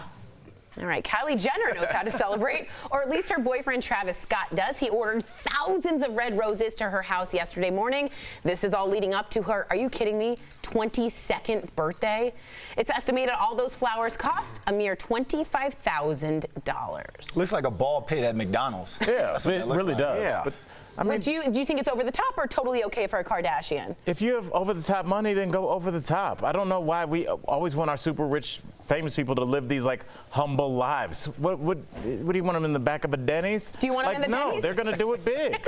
I want them in Denny's. I love Denny's. Yeah, I don't know. It's too much for me. It's too. I don't have that money, so it's too much. A bouquet of flowers is like they're gonna die. You really want these things? I'll give you cash. But which one would you? That's probably what Jeff writes in the card. He probably writes that These to are gonna Jordan. die. Here's some cash. I Which love one was more boring though? A-Rod getting J-Lo 911 Porsche, or just having a bunch of roses on the ground? Well, he's going to do more because this is the beginning. It's 5 days away, Okay. so there's going to be a step up. He wins, I think. Okay. How much money does he have? Travis Scott, a lot. Yeah. For this life I would not change. I know, but how much? I mean, I know. That's deep up in it's still that's a lot. 25 grand to and drop on there's roses. 4 more days. Yeah. Like, how much money are you making from like getting on a hit song? A lot of touring, bro. There's a lot of, the streaming. There's a lot of ways to I make think he's trying to keep money. up with the Kardashians, and she's a billionaire, and he's like, me too. And then he's like, oh my God, I need to borrow some money. He's trying to The tiger effect. The tiger. Yeah. He's trying to I messed up. Cool ball. Okay, cool. He's here to take us under the sea with a new trending story coming in hot. Thank you, Tor. So who's ready for another The Little Mermaid? A live stage performance is coming this fall. Oli Cravalleo will play the starring role of Ariel. She played Moana in the 2016 animated film. And next up, Grammy Award-winning reggae singer Shaggy will play Sebastian King Triton's trusty crab sidekick. And my favorite casting choice has got to be Queen Latifah as the villainous sea witch Ursula. The Wonderful World of Disney presents The Little Mermaid live on November the 5th on ABC. And reminder, Disney is also producing a live-action remake. Ooh, Steph, it wasn't me. Then I caught you on camera. It wasn't me. Why is he British? Shaggy. Shaggy's, I think he tries to go for Jamaican. Yeah, I think Shaggy's horrendous. What? Shaggy's really bad, Jeff. No way, Jeff, dude. he's bad. He just won another Grammy with Sting. No, it was all Sting. Shaggy had nothing to do with that. No one's ever wasn't him. Have you ever heard a song and been like, man, this would be better if Shaggy was on here? Yeah. That's never happened he before. Had some time in the 2000s. Yes. Come on, Al. So did Mambo Number 5. Do you want to hear him? He's way better than Mambo Number 5. Lou Bega, I would rather hear Mambo Number 5 on repeat than one Shaggy song. Then it wasn't me? Period. No. Okay, It wasn't me was terrible. Let's ask the DBL Nation. Do you want we to need see one of those. It wasn't me, or do we want to hear, what was the other Mambo one? Number 5. You're going to lose this one. I love Mambo Number 5. I don't even like it, but that's how much I this don't one like A little Shaggy. bit of Erica. I love it. Yeah. I love it. All right, coming up in DBL Travel Horror Stories. From a bus driver accused of stowing a passenger with the luggage, yeah, you heard that right, to a crash landing with a miraculous ending. We've got those stories to keep in mind the next time, yeah, you go on vacay.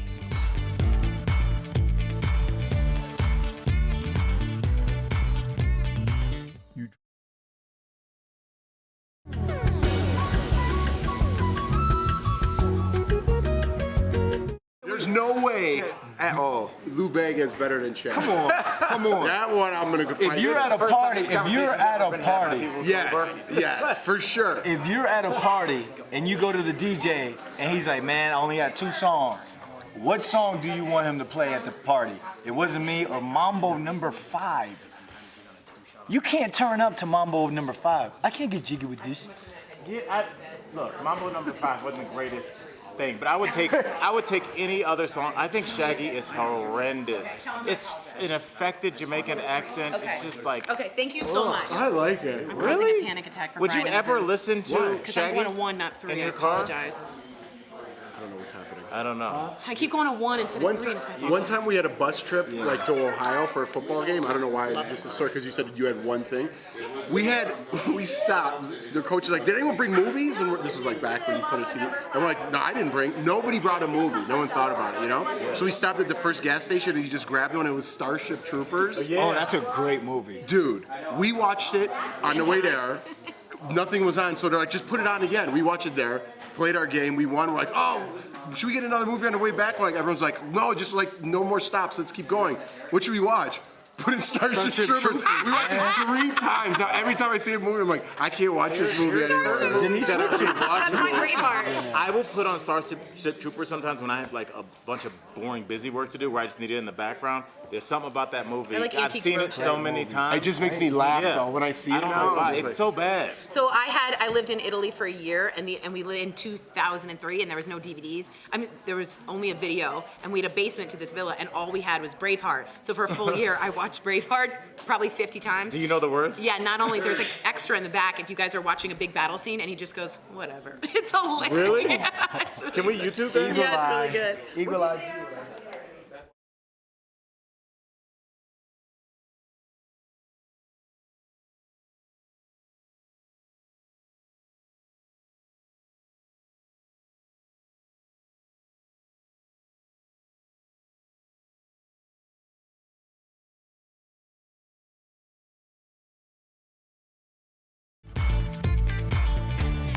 Welcome back to DBL. We've all had travel nightmares, but there are a few stories making the headlines today that will make us count our lucky stars. So let's start with this crazy video.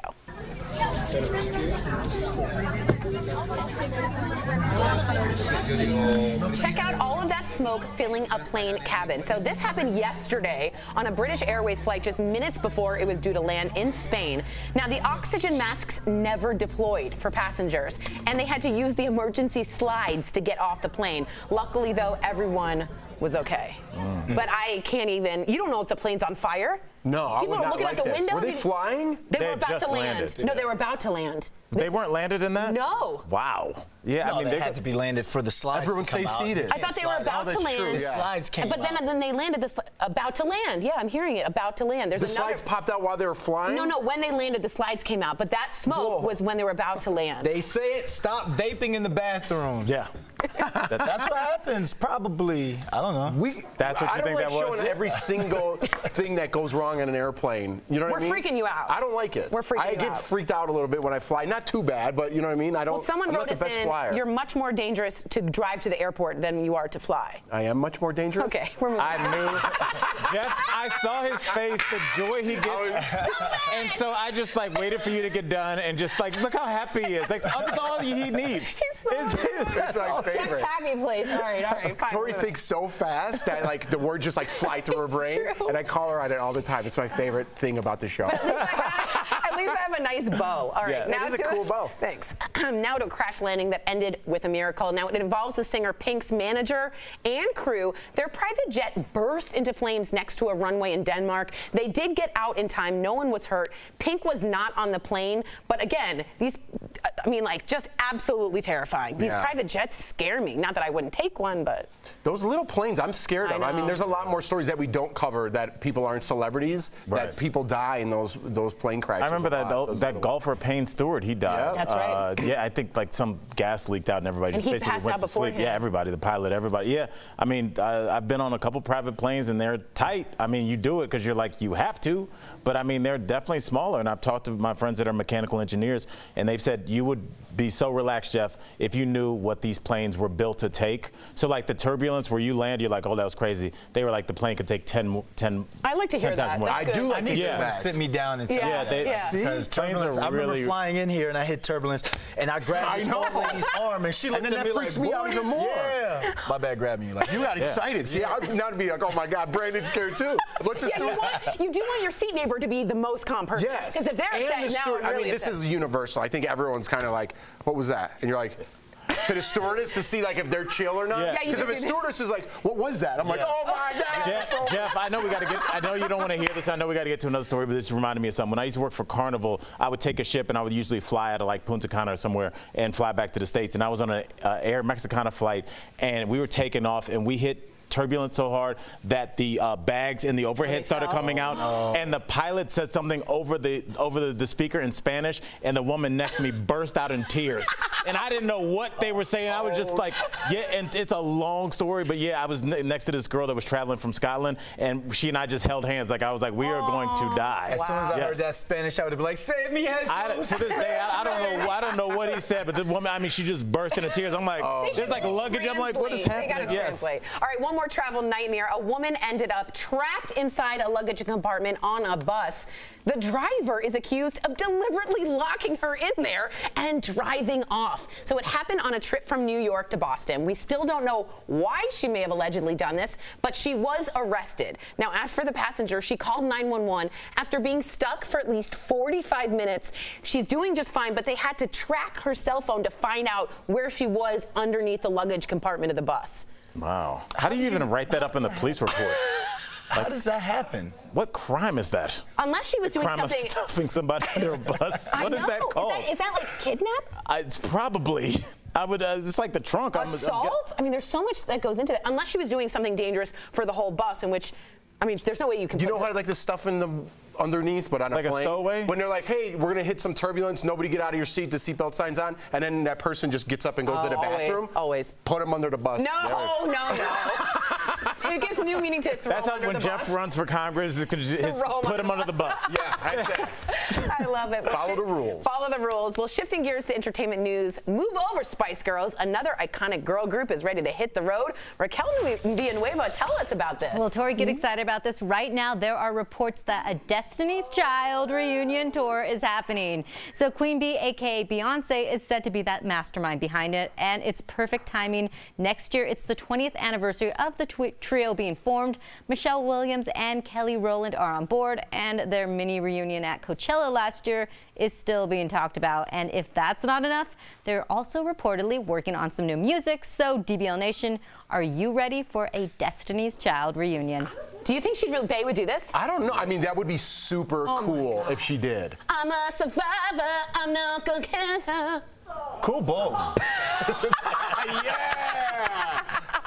I like this too. I do like that you tried. Are you excited about this? Oh, yeah. And I committed, so I appreciate it. What other songs do you know? I'm a survivor. Coming up on DBL, a difficult topic to discuss, but an important one, bankruptcy. We're answering viewer questions next in Dollars and Cents.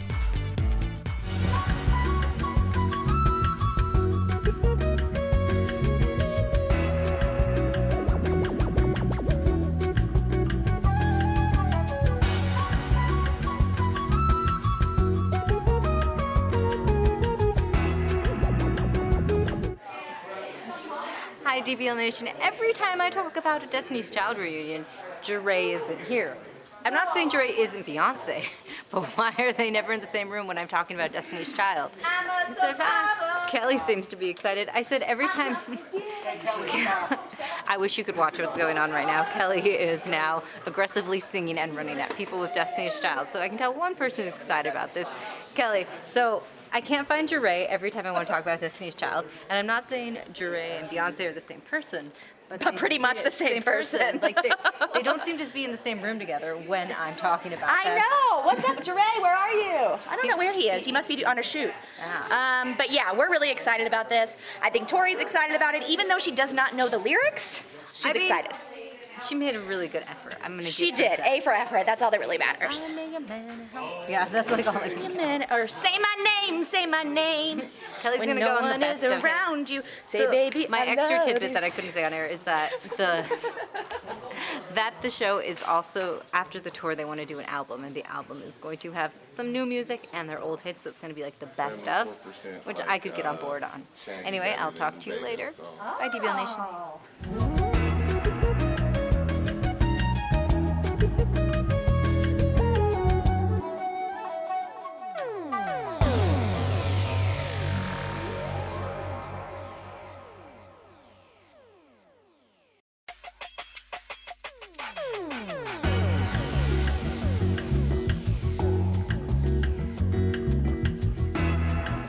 Welcome back to Daily Blast Live. Budgetologist Felicia Jones is back in the studio, and we're talking bankruptcy myths in today's Dollars and Cents, presented by John Hancock. Felicia, thank you so much for coming back. You always drop great knowledge on us. Thank you for having me, and I'm ready to drop more knowledge on you. Okay, Felicia, let's jump right in. Our question is from Dan through email. He writes, I'm living paycheck to paycheck in my 60s. I have a lot of credit card debt and don't own my home. The only way I see out is bankruptcy, which makes me feel like a failure. What does bankruptcy really mean for my future? Great question. This is a great question. Yeah. So, and this will give us a chance to talk about myths around bankruptcy.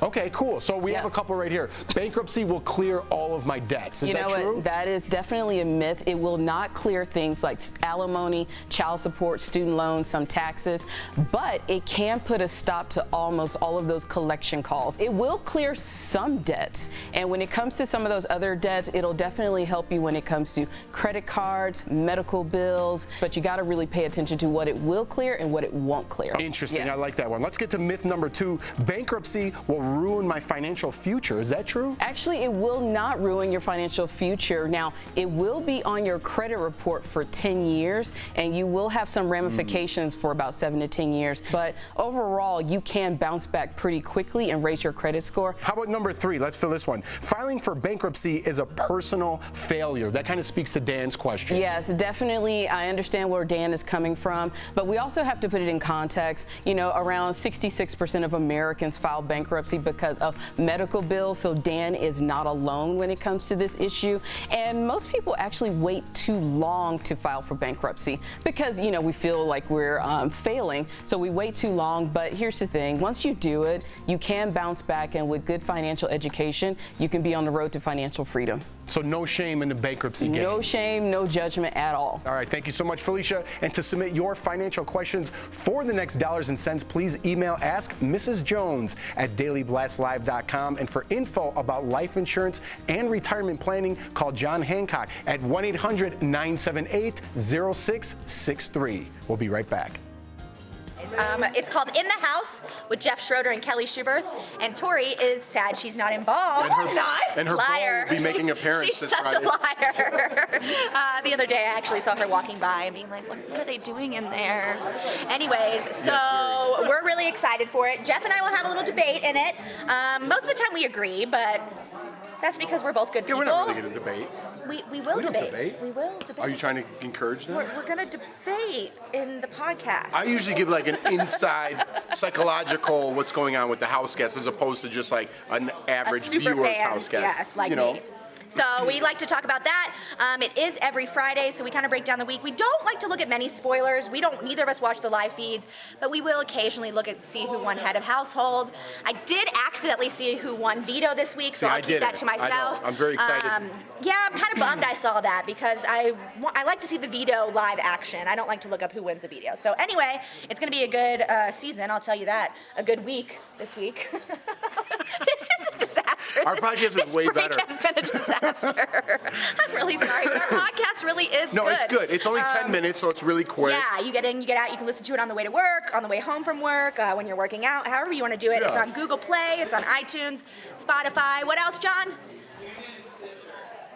Tune in and Stitcher? Tune in and Stitcher. I was like, I'm not sure at all what he said. But Yeah. anyways, every single Friday that gets uploaded. So yeah, it's exciting to talk about it. It's exciting to hear Jeff, his insider information on what's going through their heads and what he thinks is going through their heads because we really have no It's idea. nice to be part of, Big Brother still, because that's what I came from. That's what I used to do for all that time. did? So Big Brother? Do you know him from that? Did you ever watch him on that Kelly show? does. Jordan won. We addressed it on the. Jordan Hey, won, were you excited when you knew? Oh I was gonna my work there? gosh! The first time I met Jeff, I was so starstruck. I've met like a lot of celebrities in my lifetime. Jeff was the most starstruck And I've then ever we did been this with on the anyone. podcast. What do you think now?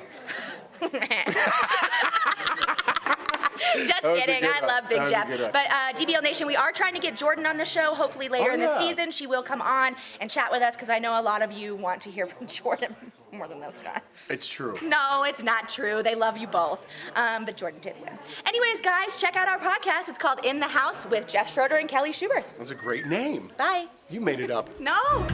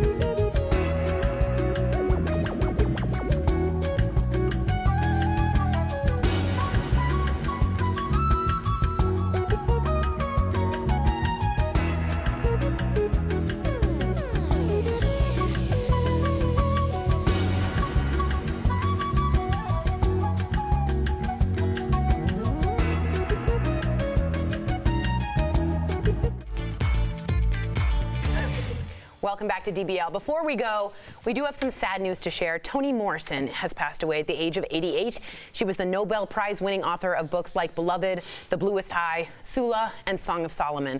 Her publishers say she passed away last night after a short illness and was surrounded by loved ones. She also won the Pulitzer and the Nobel Prize for Literature for Beloved, and it was an amazing story I read in high school. Yeah, I mean, she will be missed. And I mean, Toni Morrison was like the first, even before Maya Angelou, she was the first author that I knew as a young kid because Toni Morrison books were all over my mom's house. Right. My mom is an avid reader. She's probably read 20,000 books in her life. And Toni Morrison's books were at the forefront of that, so she will be missed. That's same in my family. When my parents got divorced, we lived with my mom. She's a writer, and she would have quotes up from black activists, poets, and all. And there's just one Toni Morrison quote where it says, "Freeing yourself was one thing, claiming ownership of that freed self was another." And it took me so long to figure out what that meant, but rest in power. Do you feel like you're claiming ownership of your freedom now? Absolutely, absolutely. It's just about loving yourself, Yeah. you know. We love you, Toni Morrison. We love all you guys. We'll see you guys tomorrow, same time, same place.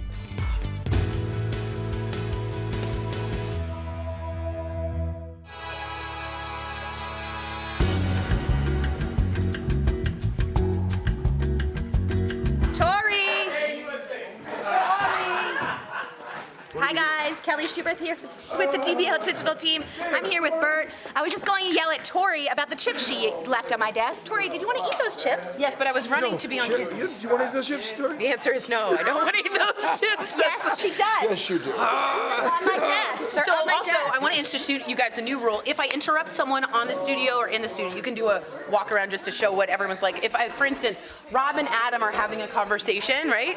And I walk in and I'm like, hey, well, what about this? I'm not part of this conversation. This literally just happened. So this happened just a while ago. It happens all the time. So, okay, thank you, Chris and Kelly. I'm now gonna give myself 3 push-ups to do.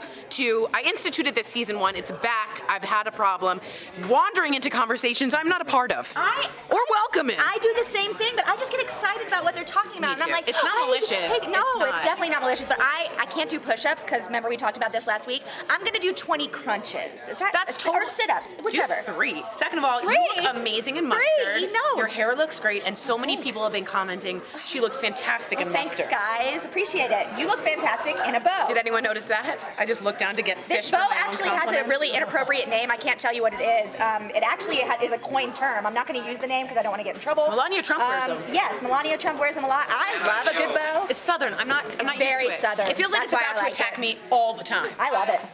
I love it. Guys, let us know what you think about her cool bow. Bye. Thanks.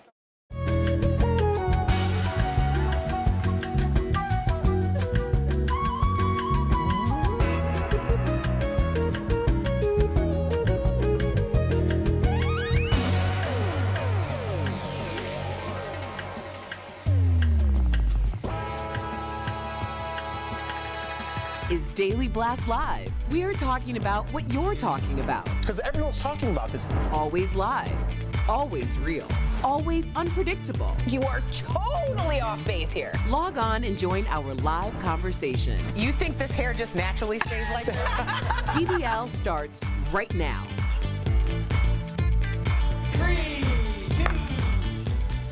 Welcome to Daily Blast Live. It's Tuesday, August 6th. I'm here with Erica, Tori, and Al. I'm Jeff. A lot to get to, guys. Let's jump right in. Should former President Barack Obama feel free to criticize the current president? Obama condemned, the opposite, racist rhetoric yesterday, and now the president is firing back. Of course, Obama said, quote, "We should soundly reject language coming out of the mouths of any of our leaders that feeds a climate of fear and hatred or normalizes racist sentiments." But this morning, Trump tweeted, "I am the least racist person." He also cites the low unemployment for minorities as proof. So there's 2 sides to this, and that's where our country is. You know what I mean? I think if you're on Obama's side, you say, absolutely, this is fine. If you're on Trump's side, you should say, mind your own business. I think that's where we're at as a country. But again, I think what we always say on the show is to be able to have duality of thought. Is what Obama said just in a vacuum correct? I think most people are they reject hateful rhetoric. And at the same time, Obama is also a private citizen who can say and do whatever he wants. At that same time, with that other thought, was this a shot at Trump? I think so. What's a shot I feel like he's fair to give? If anyone, or I actually don't think it's a shot. I think if anyone can speak on this, anyone, with any kind of authority or gravity, it's a president that's been through it, right? And Obama has been through shootings. So if anyone can speak on it, I'd rather hear someone that's actually been in that seat than some random that thinks they know what they're talking about. Y'all act like we aren't used to subtweeting on a regular basis. Somebody goes out there on Twitter and says something super ambiguous like people who are calling off work shouldn't be posting things about them having a great time when they're supposed to be at work, and it's always the person who just happened to be calling off work and posting things they're not supposed to be posting to because they're supposed to be at work. If it doesn't apply, let it fly. So the fact that Trump had to say anything at all means that he felt like that was directed to him. Let's talk about all the people that could have been directed to in this day and age. How many people have failed to shoot down racist rhetoric and say that it's racist? We're actually having a full, call in and vote. Is it racist? Is it not racist? Like, we've forgotten what racism is. So the fact that someone says something, racist rhetoric, should be shot down, and the first person to chime in is Trump saying, I'm the least racist person. If it didn't apply, you should have let it fly. I like that. Johnny Cochran School of Subtweeting. I feel like I should bumper sticker that. Yeah. That was very good, Erica. All right, guys. After the mass shooting this weekend, Venezuela and Uruguay are warning their citizens to stay away from America and urging them to take precautions if they do travel here. So is this a fair statement saying all brown people shouldn't come here, because that's essentially what they're saying? Or should Switzerland be saying this as well? I think the people we're hearing go back to your country isn't Swiss or Swedish or French or anything other than Spanish. But mass shootings aren't. Lately, the ones we've seen are I drove 9 hours specifically to shoot Mexicans. One. Right. That but was we have 249 other ones, which is embarrassing. We've seen since Charlottesville, since Ferguson, an uptick in people emboldened to wear Nazi symbols, to go out against immigration. So I don't know. I'm not a person of color, but I would think it's uncomfortable. If I was outside this country, just say Europe, I would be fearful of coming to America despite my color, but maybe more so for someone of a different background. Is that true? Yeah, I could see that. You know, I mean, I think that we really. First, I'm sorry, I was reading comments. What'd you say? Well, that's perfect, because I was talking about. I don't know if I disagree with something crazy. I was reading comments and you looked right at me. I was like, someone from a different background anyway. You could have been like, do we need babies? I'd be like, I don't know. Good point. Yeah, I'm sorry. At least you were honest about it. Raquel, we had a little break in the action. Let's get over to Raquel Villanueva. So Raquel, how do you speak to this? I just said, so I'd be hesitant if I was just coming from Europe to come visit America with all the mass shootings. How do you feel being Latina? Well, right now, I was asked before if I feel safe, and I do feel safe, but I do feel uncomfortable speaking Spanish in public right now because I don't know how people are going to react, if they're going to hear me and get angry and yell things, because they used to when I was a kid, but then that all went away, and for years and years, I felt comfortable enough to speak Spanish with my family, but now I feel like we might be going backwards.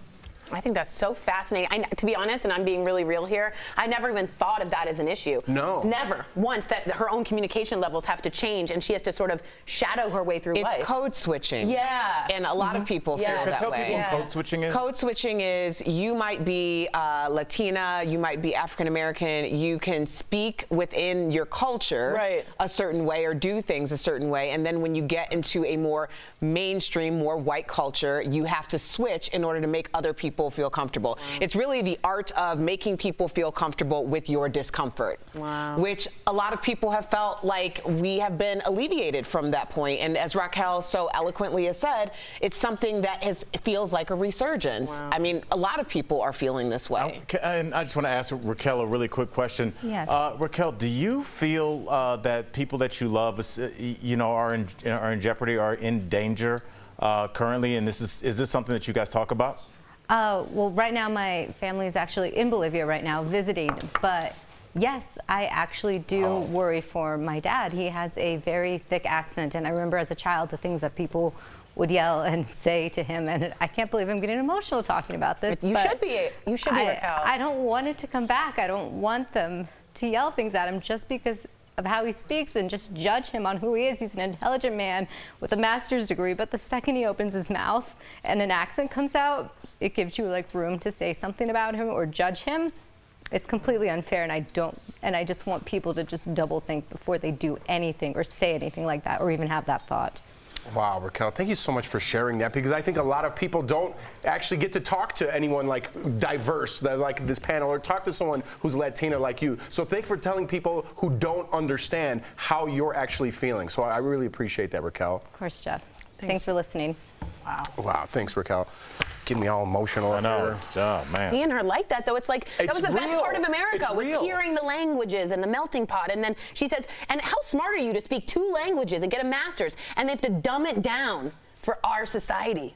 Infuriates me. Yeah, me too. I grew up with all different cultures, where I grew up Polish, Italian, Spanish, and it was like, I was jealous I didn't speak another language, you know? And It's it was a like different world. And now for people to make fun of that, I don't understand it. I really just don't. I don't get it. And I know we're trying to make sense of a nonsensical issue when we talk about race and racism, because it makes sense on a certain level, the tribal level. But you know, when people act that way against Raquel or her family, Raquel's from Wyoming. She is the most American person I know. She is like lives in the heartland. She's from there. She's proud of this country. Her family came here, made something, created this incredible daughter who then went out in the world and put herself on TV. That is the definition of the American dream. Of the American dream, and that's you are the living embodiment of that, and so are you, and so are you a little bit. And so I'm just kidding, but no, it's like, you know, it's so sad. It's so sad that this is where we are. It's like you achieve what your ancestors could barely dream of, and there's still somebody like, you're not good enough. So we need to fix that. All right, I agree with you. Raquel, one more question.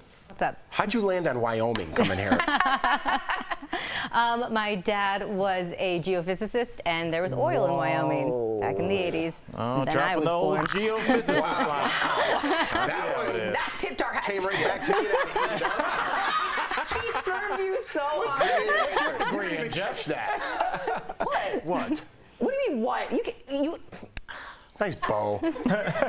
That's my comeback. I was waiting to slide that in. Thank you so much, Raquel. You're the best. All right, guys, we do have to share some sad news today. Toni Morrison is dead at the age of 88. She was the Nobel Prize-winning author of books like Beloved, The Bluest Eye, Sula, and Song of Solomon. The publisher said she passed away late last night after a short illness and was surrounded by loved ones. Did I say all those names right? You did. Okay, You absolutely did. She won the Nobel Prize, the Pulitzer, for Beloved, which was, I think, one of the best pieces of literature we've ever seen. And she also created and inspired a full generation of new authors. I think we haven't seen a strong black woman as an author like Toni Morrison. You wouldn't have seen what you see nowadays, that's very common. Right.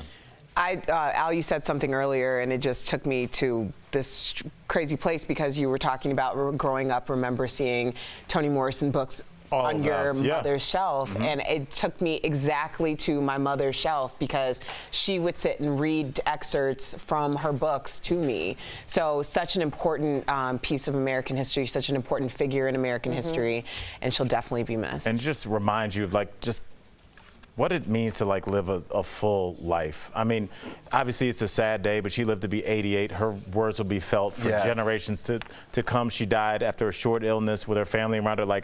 That's the way to do it, man. You know, it was 15-year-old kid shot dead in the street. Somebody killed at a concert. That's when it's really tragic. This is really, I just look at it as just a beautiful act, her entire life, and what a life well lived, and we should all be so lucky. It's a great way to look at it. Appreciate her blessing us with her presence. When authors die, when musicians die, now it's like their music, their work is going to live on forever. The Queen just had a movie made about it. I know. We talk about Shakespeare to this day. It's a good point. It's the 1500s. I mean, what that's a great life. I'm glad you choose to celebrate it, though. It is a sad day, but we should be celebrating Toni.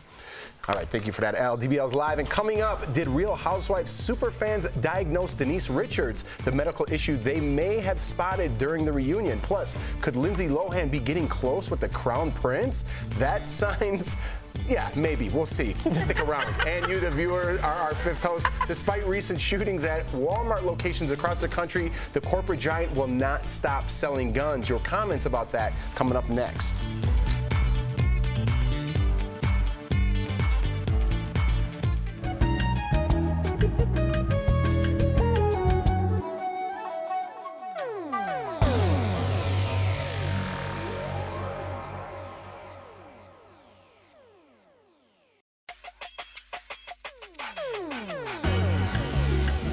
We got some comments. Greg says Toni Morrison went to Howard University. Shout out to HBCUs and shout out to DC.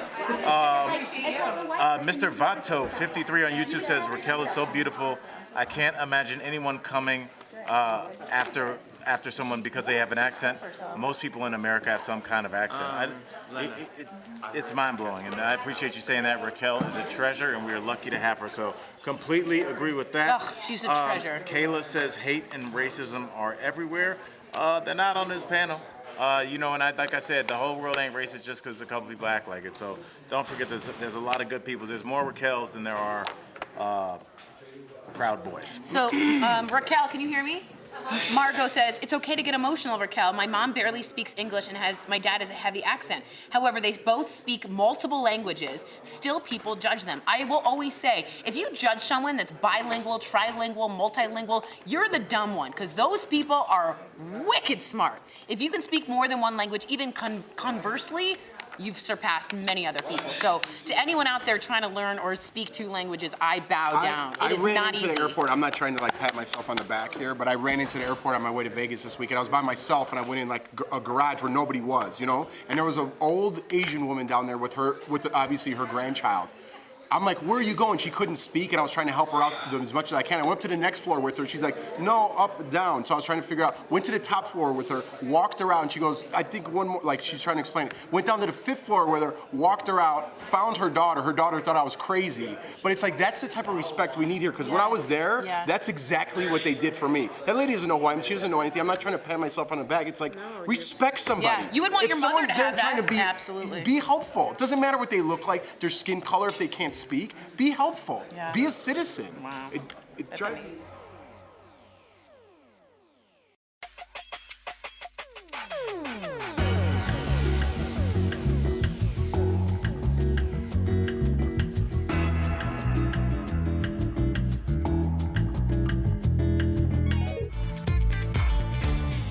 Welcome back to DBL. Time for Fifth Host, and we talk about what you're talking about. Walmart is one of the largest sellers of firearms and ammunition in the U.S. And despite the shooting in El Paso, the company will still sell them. In 2015, Walmart stopped selling assault rifles, and after the school shooting at Marjorie Stoneman Douglas, they raised the minimum age to purchase a gun to 21. So DBL Nation, should Walmart stop selling all their guns?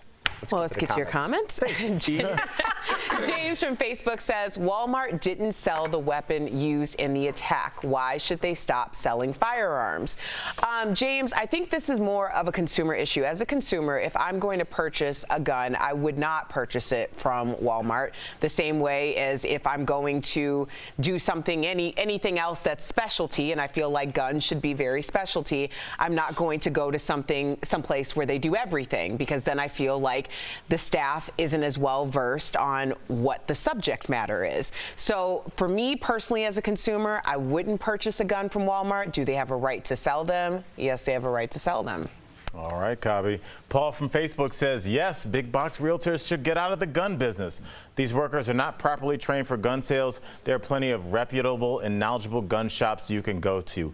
Paul, I'm not prepared to speak on Walmart's training of people that sell their guns for them. I'm assuming that there is some kind of training, and I'm assuming it's different than the electronics department. With that said, I think that Walmart has it. They're allowed to sell guns. And don't forget the way this country is constructed. There are many parts of this country where there's a Walmart and then there's nothing else. So when we say go somewhere else, that really might not be a feasible option for people looking for guns or tires or bananas. Either one, it might just be Walmart or nothing. Well, it's hard for some women to get abortions, and they have to drive miles and miles and miles, and I don't think that's fair. I think it should be harder to get a gun anyway. Cheryl from Facebook says Walmart made the wrong decision. A person can kill 22 people at a Walmart, and the store continues to have a gun policy that feeds gun violence. I wouldn't feel comfortable knowing I sold someone a gun. I'm going to take a harder stance on this. I think they do have a moral obligation. After Kmart sold the bullets that they sold to the Columbine kids, they stopped selling bullets. Dick's Sporting Goods stopped selling guns because they don't want to contribute to what's happening. If I were a Walmart worker and I was in El Paso, I would never want them to even be near me again. So again, I'm coming from an extreme point of view. I think they have a moral obligation in 2019 as a brand to take a stand. I will say this though, Dick's Sporting Goods took a bath with their stocks, and I'm sure people lost their jobs because of that. Remember, that's sporting goods. Walmart sells a million other things. Yes, but who are we to talk about their bottom line? Trust me, I don't want this either, 100%. But I think bottom line means capitalism is more important than actually changing, saving lives. I think we've shown that. Yeah, and I think that's wrong. Yes, but that's what our country is based on. Greed. That's why that works. That's why people loved the character in Wolf of Wall Street. They loved, they loved greed. Greed is good. Morally, you're thinking business-minded, and you're both right. Yeah, you know what I mean? You're both right in that aspect. Nice from Facebook says, maybe it's time to stop shopping at Walmart. We have the power to choose where we spend our money. Exactly right, but then going back to Al's point, some towns only have a Walmart. What I think Walmart should do if they still want to sell guns, they need to make it more strict to get a gun. Maybe they imply their own mental health background check. Maybe you have to buy a case with your gun, because I think over 50% of gun owners don't even have a case for their gun. So I think that's a problem too. That's a good point. And we also have to look into the mental health aspect of it. So if Walmart could trim the fat, so to speak, on all these little things and our legislation can't, maybe Walmart's the answer. Yeah, maybe they're taking the charge. Yeah, so maybe that's where it is. But I mean, we all need to brainstorm and come up with an answer at some point, because this is the question that all Americans are talking about. Yeah, right now. and just know that brainstorming came up with 2 bills that passed in the House. It's sitting there on Mitch McConnell's desk. Take it to the floor, Senator McConnell. 90% of Americans want this. Yeah, I think it was 94, 97. Nobody agrees that much. It's crazy. You can't even, you want to go out for pizza or Literally, if you were like, can we give every American a steak, they'd be like, I'm a vegan. Right, There's nothing. True. Nothing above 90% that people all agree on. Do something. Agree on this. Whew, I like it. Coming up on DBL, could the notorious Area 51 raid be canceled? I almost went with B.I.G. definitely did B.I.G. We'll update you on the events to see them aliens and watch how a beautiful baby girl defied all the odds and survived despite being born 4 months early. Heart Threads is next.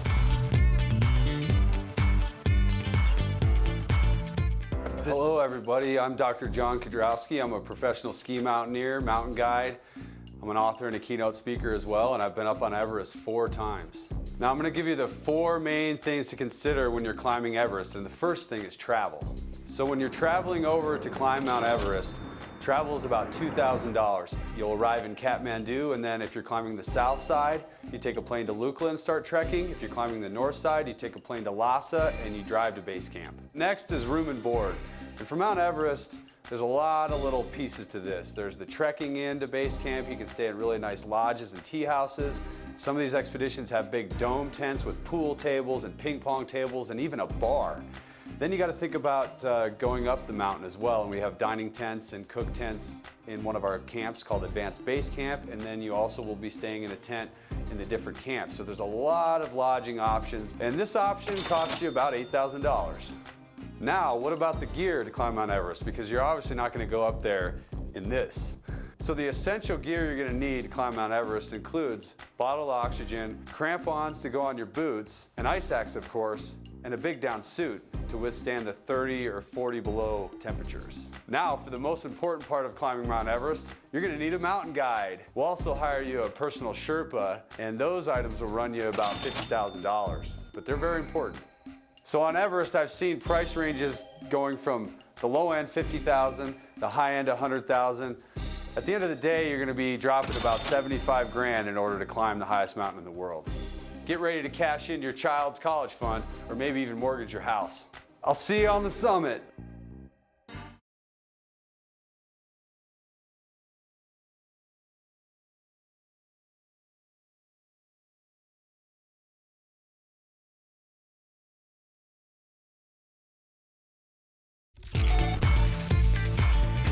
Welcome back to DBL. Now today's Heart Threads is all about overcoming the odds. Here's Josie's story as how she shows the world how strong she is after being born 4 months early.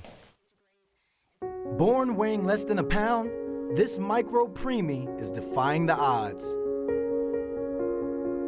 Before she was born, the placenta holding Josie Boswell was damaged. Her mother also had a condition called preeclampsia. As a result, Josie was born 4 months early and was just 10 inches long. Her family didn't know if she would survive, but Josie was a fighter. Despite developing sepsis, pneumonia, and a chronic lung disease, she survived and was even able to go home. She still needs treatment, but has every potential to lead a normal life. Every single time, God finds a way to tell us what she needs.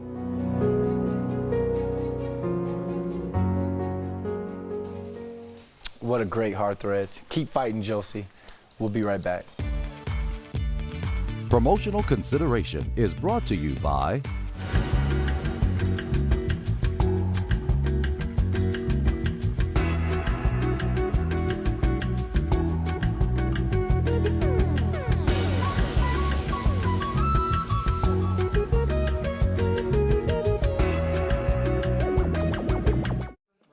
Okay, cool. I want to bring in Kayla Cade. Kayla wrote this. I work for Walmart, and it is very scary to walk into work and literally not be protected myself. But Walmart can sell them. Associates don't have enough training, and that's facts. And she writes, I honestly think Walmart should stop selling guns, but Walmart should make stricter rules. So she agrees with Jeff here. And then Margot says, I used to live in Arizona. Walmart was the only store for miles, so that's what Al was saying. And the guy at the gun counter was very knowledgeable. However, you should not be allowed to buy a firearm unless you already know how to use it. Yeah, again, I go back to the second. Thank you, first of all, Kayla. What amazing insight from like first-person source working at Walmart. And I'm so sorry about what happened to your fellow workers. It's so scary. But I always go back to the Second Amendment, and it says a well-regulated militia. And if it's not well regulated, meaning training, protection, thought goes behind it, it's a free-for-all. And I think if we want a well-regulated militia for people to be able to have, then we have to be strict. And I think you're absolutely right. More rules, harder to get. We interviewed a would-be school shooter on this show who said, I couldn't get a gun because the assault weapons ban was in place. And it was so hard to get one, I ended up going and telling someone and getting help. So the more time between you and the gun is precious. It's very important. So I really appreciate Kayla writing in from Walmart. If you guys, anyone else works at Walmart and feels differently, write us in and let us know. But again, having that first person report, so thankful. I think Kayla's from New Orleans. And Margot asked if I knew her last name, and I think it's Miranda? Robbie. Oh God, isn't she so good? I just watched Once Upon a Time in Hollywood. Oh, you did? Ugh, I thought it was fabulous. I thought so too. I could have watched it for a million more hours. And some people said it was too long. I loved every bit of it. It's a kind of a long movie. Maybe even heard of an exaggeration. There are not that many short movies anymore. No. It seems like every movie's like 2:30. That one is a little long. 2:45. I went on a Tarantino kick and I watched Kill Bill and it was almost like longer. Then we did Kill Bill 2. I also Reservoir Dogs. Dogs? And then Jackie Brown. Reservoir Dogs. Jackie Brown's my favorite. It was so good. Pam Grier's. We had this discussion over Pulp Oh Fiction. yeah, I can't. Oh man, it's closer than you think though. Yeah. Like I just like the story of Jackie Brown and It's like such two a good people in a story. specific place in their life. It's a good movie. It's really It's a good. really He good makes twist. great movies, Good- man. good twist You think he's in gonna it. come out with one more? Yeah.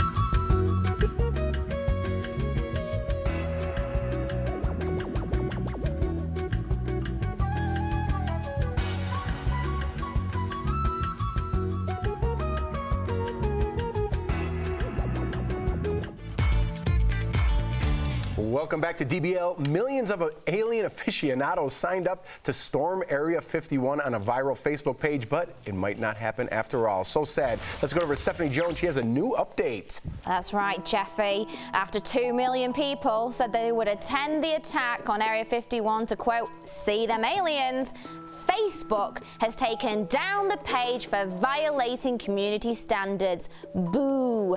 But the highly secretive military base isn't the only place dealing with speculations of alien invasions. Check out the latest viral video featuring possible extraterrestrials. Hey, we got aliens in Cincinnati. Aliens. get me the next flight over there. I mean, that's right, people all over Cincinnati are sharing videos of 4 lights hovering above the city and then they disappear in a seemingly unified way. Could these 4 lights be UFOs? Let us know your thoughts, DBL Nation. Use dbltake as your hashtag. Steph, what's your thoughts? Is is British like obsessed with? I feel like we're kind of obsessed with the UFO culture here. Definitely, Americans are more obsessed, but I love me a good UFO. Beam me up. That wasn't even planned. That was pretty good. I bet she's. Are you disappointed that you can't go to the Area 51? I did request it with our very lovely Chris, who stood here, who very kindly said no. He did say that it's a military base with guns. You're staying here. That's fair. That's a fair answer. It's a valid point. That's a good answer. Erica, you're not believing in the UFOs? No, I believe that there are unidentified flying objects. But you don't think there's like aliens? I think they're unidentified. Well, anything could be. If you see a plane in the sky and you don't know it could be unidentified. Right. How about the ATL aliens? There we go. They're for real. That's coming up next on DBL. Denise Richards' health scare. We'll tell you what eagle-eyed fans spotted during the Real Housewives of Beverly Hills reunion. Then, a new love connection for Lindsay Lohan. The crown prince she could be canoodling. And travel nightmares. From smoke-filled plane cabins and drunken pilots to a bus driver accused of locking a passenger in the luggage compartment. We've got it all when DBL comes back.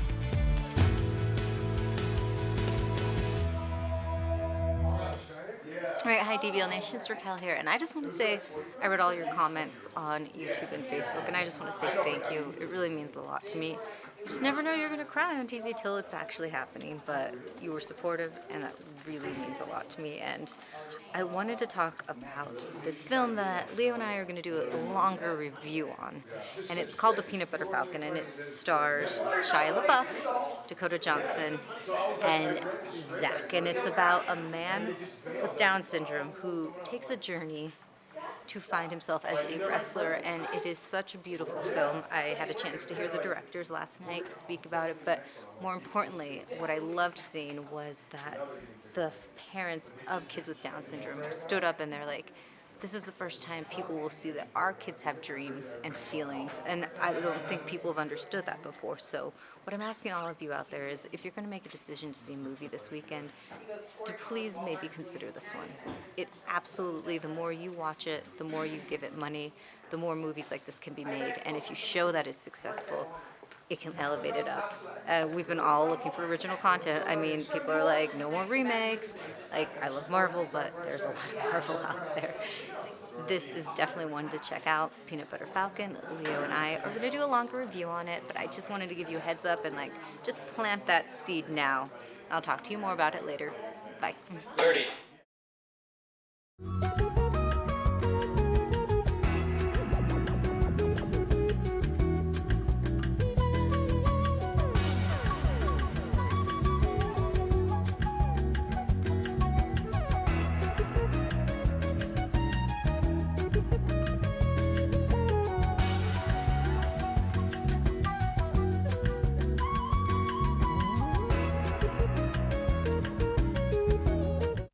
This is Daily Blast Live. We're talking about what you're talking about. Because everyone's talking about this. Always live, always real, always unpredictable. You are totally off base here. Log on and join our live conversation. You think this hair just naturally stays like this? DBL starts right now. Welcome to Daily Blast Live. We are live. Let's jump right in, guys. Beverly Hills housewife Denise Richards is thanking superfans for spotting a health issue. They reached out after noticing her enlarged thyroid during the reunion episode, and Denise says, quote, "It was something I ignored until pointed out. I thank all of you who sent me messages." She says cutting out gluten helped her with her thyroid.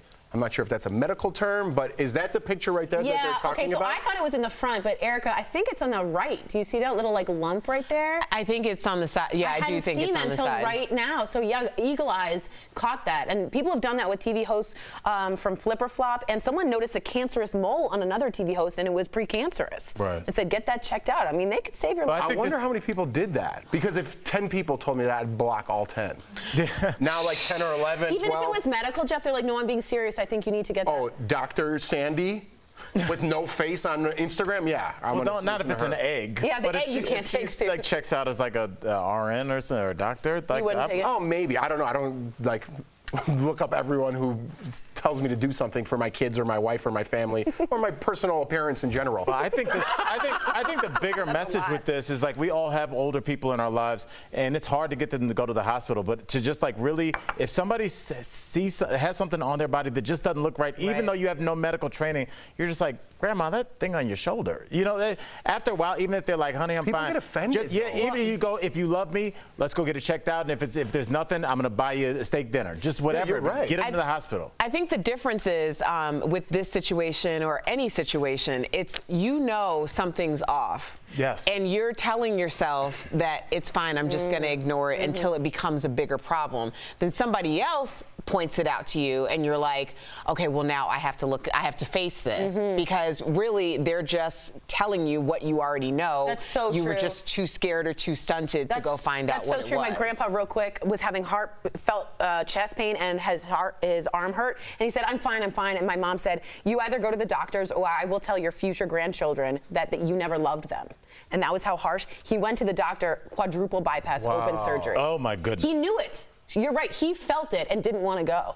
And he's a stubborn old Jewish man and didn't want to go. It's old school. Like, he just didn't go. People just worked. They worked until they fell over, literally, and he was about to do that. I mean, but there's no reason for that. Smart mama. Yeah. That's right. All right, guys. Today we have a couple clapback queens who need to be honored, of course, starting with Tori's favorite, Oscar winner Gwyneth Paltrow. That's my girl. The actress posted a video after someone asked if she cooked. Let's watch. Do I actually cook? Yes, I cook. God, you think I would write? You think I would pretend to write cookbooks if I didn't cook? Well, you're pretending like you have flowers around your head. Weirdo. What'd you say? I don't know if they heard. I was just saying she's pretending to have flowers around her head. I think that's so weird. It's a little I think embarrassing. filters are weird and creepy. You're because they make you look like a questions. You're not child. talking to your Did anyone find the dog ears attractive? No. You know when every girl like 10 years or 5 years did the dog bunny ears? Yes, I never. Everyone did that with the blah. Yeah, the tongue. Not a Everyone fan. did. Not a fan. That was Erica not my doesn't see thing. that.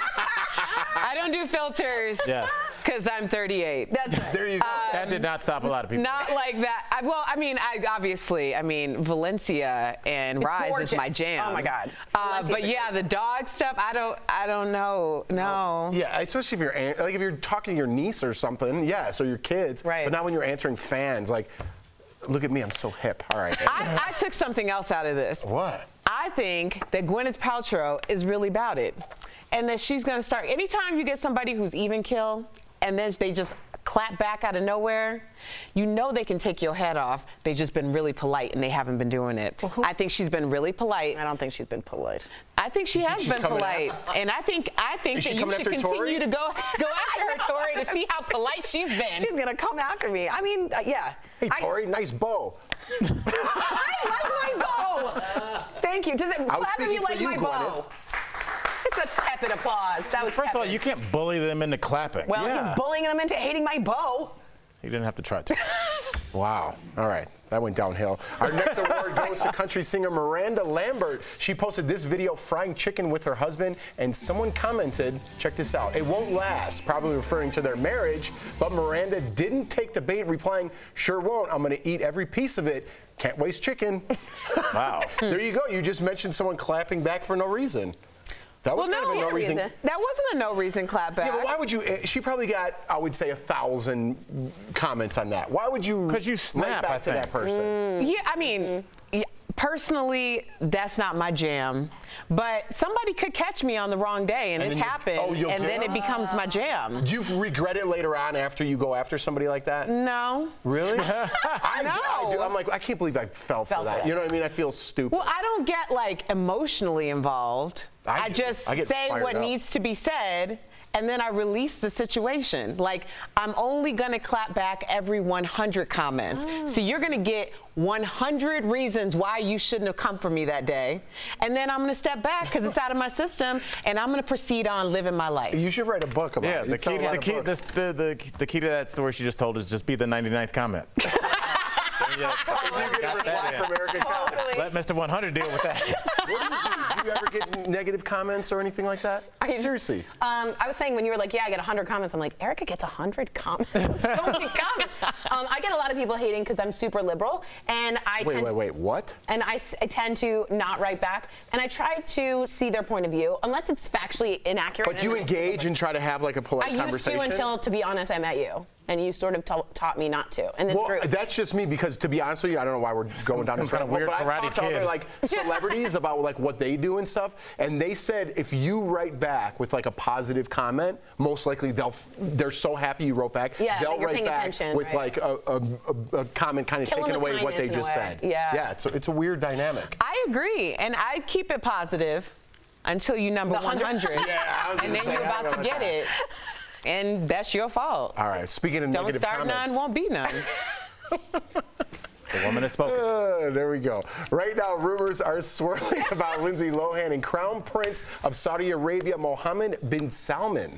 Page 6 reports he's been flying her around in private jets and even gave her a credit card. A rep for Lindsay says they met once, so these could be rumors. We don't know. Oh, no. Who knows? This crazy guy, MBS. So this guy is a progressive in some respects. He let women drive in Saudi Arabia. He lifted the ban. He's allowing movies to come into Saudi Arabia for the first time.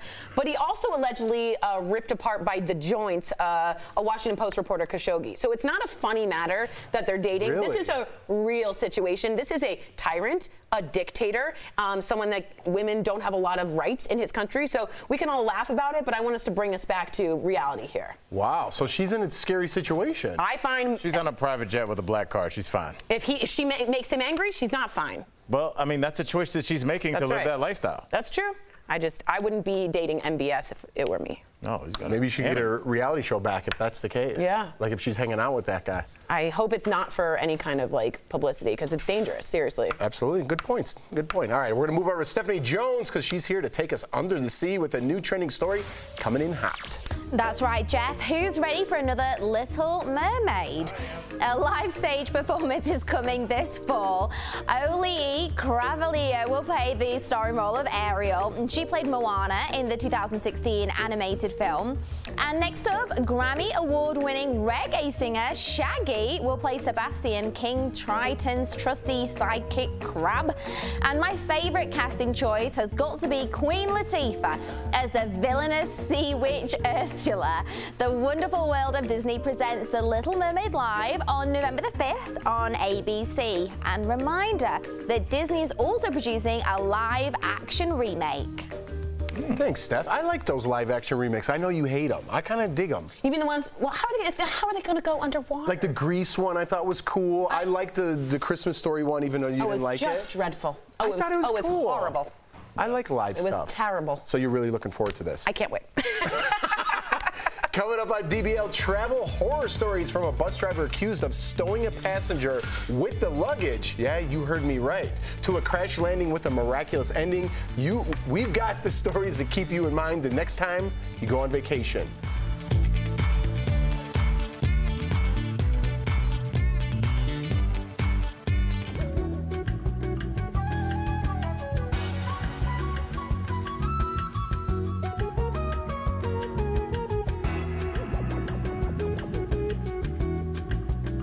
Oh, I see. I got it. Good one. So Michael Loveland says, I was in ROTC. If you guys don't know ROTC, it is sort of like Army training or private reserve training on college campuses. And he says the guns. It was a musical. ROTC. Yeah, you don't say ROTC? No, ROTC. I've never heard of ROTC in my life. I thought you were talking about a musical. You definitely say ROTC, right? No. I never heard of that. How many people have heard me say ROTC? You were saying ROTC? Okay. I didn't know what you were saying. You've heard it ROTC. Okay. Michael Loveland, you were in ROTC. Let us know if it's actually pronounced ROTC or ROTC. It was ROTC. So it seems like I hear. You've heard that for real, David? Yeah. ROTC? I've never heard of that. ROTC's acceptable slang I'm hearing in my ear from. Who said that? Steve Gallagher, who grew up in a military base. Oh, Steve. He does know. I don't ever grew up question. in Colorado Springs. Yeah, I'm just kidding. Anyway, he said, I'm trying to read this. We were allowed to fire 22s in the range, but trained on M1s, and for a whole day, the 45 handgun, which I now suppose was a relic. So interesting to see what other people are hearing. Oh, nobody says ROTC. Sorry. Just wrote back. I thought you say it. Well, Steve Gallagher said you do. It's acceptable. So yes, I've never. Steve Gallagher has a hearing problem. He does that. He's amazing. He's incredible. A lot of people also writing us in, were the guns bought or the weapons in either Dayton or El Paso, were they bought in a Walmart? The answer is no. One was online, one was a gun show loophole, I believe. But it doesn't matter, in my point of view, and I'll put it to the panel, that whether or not they were bought there. The idea is, am I adding to a culture in which money is more important than lives? And to me, they are. And I think at this 2019, you got to take a stand, or you stand for nothing. But that's my point of view. How about where the guy got the gun online? We're But start blaming there. Yeah, Walmart, start but there. where's this place where you can get a gun online? The gun show loophole, if you don't know, is you can go to a gun show, get into the back with a hut, and get a gun no matter what. No, barely any identification. And private sale.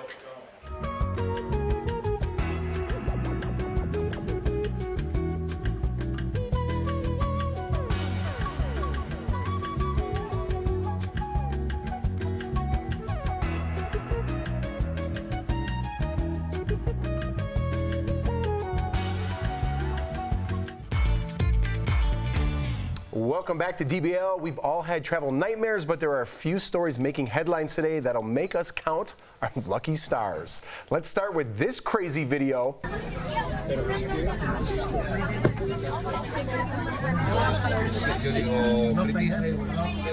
Look at all that smoke filling the plane cabin. This happened yesterday on a British Airways flight just minutes before it was due to land in Spain. The oxygen masks never deployed for passengers, and they had to use emergency slides to get off the plane. Luckily, everyone was okay. Can I be honest? You're looking right there. Can you just go back to that for a second if you can? I don't know if you can. No one is panicked. I was just thinking that, Tori. Flipping I was just like, these are seasoned European travelers. I know. I would not. No one noticed that with this video? Like how calm everybody is? Like everyone's just okay. Yeah. What are you supposed to do? I mean, at least you're on the ground. That's People would be they're freaking almost out. landing. This group of people are in the air right now.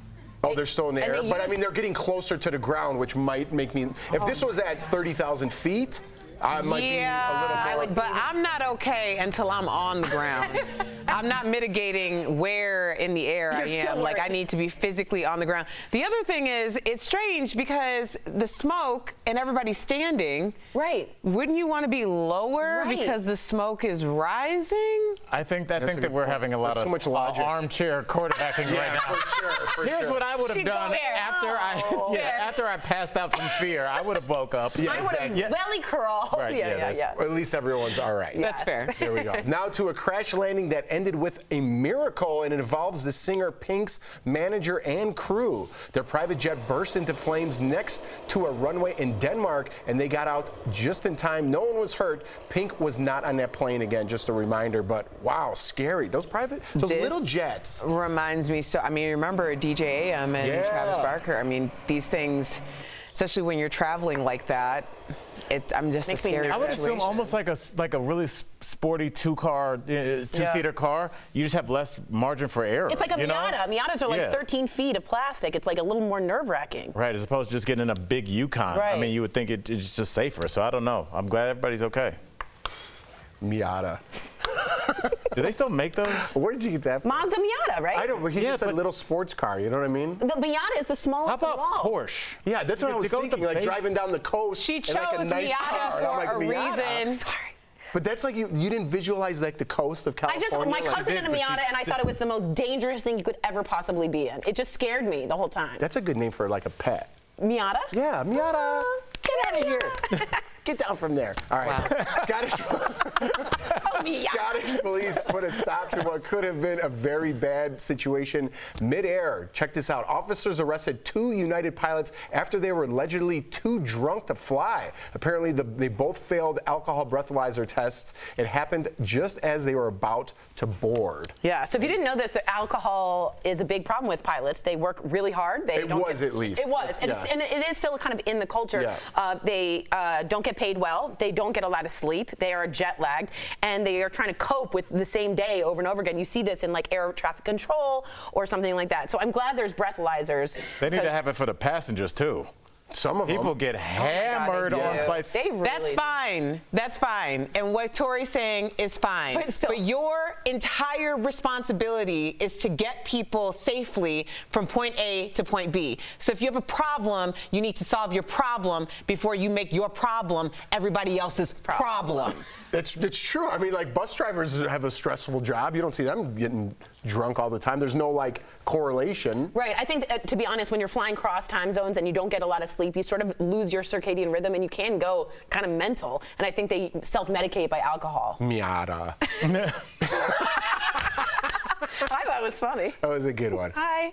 All right, what's up, guys? One more travel nightmare. A woman ended up trapped inside a luggage compartment on a bus. The driver is accused of deliberately locking her in there and driving off. It happened on a trip from New York to Boston. We still don't know why she may have allegedly done this, but she was arrested. As for the passenger, she called 911 after being stuck for at least 45 minutes.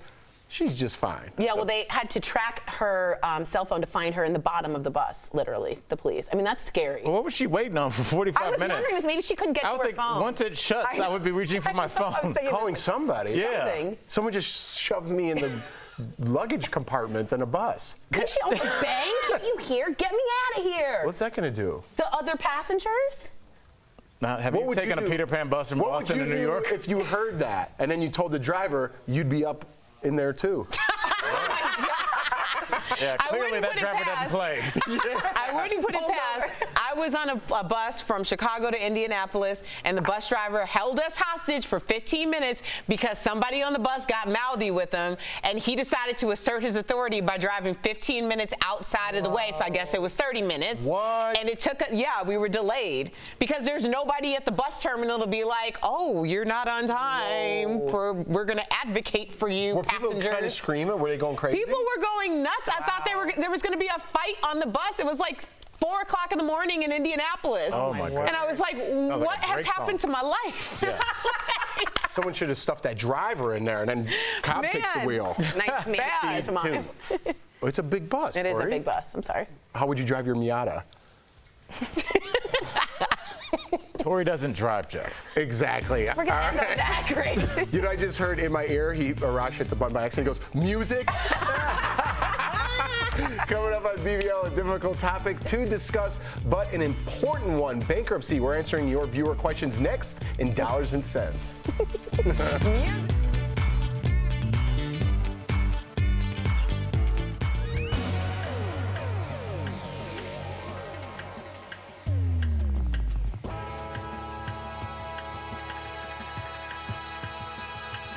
That's the bridge. Let me see.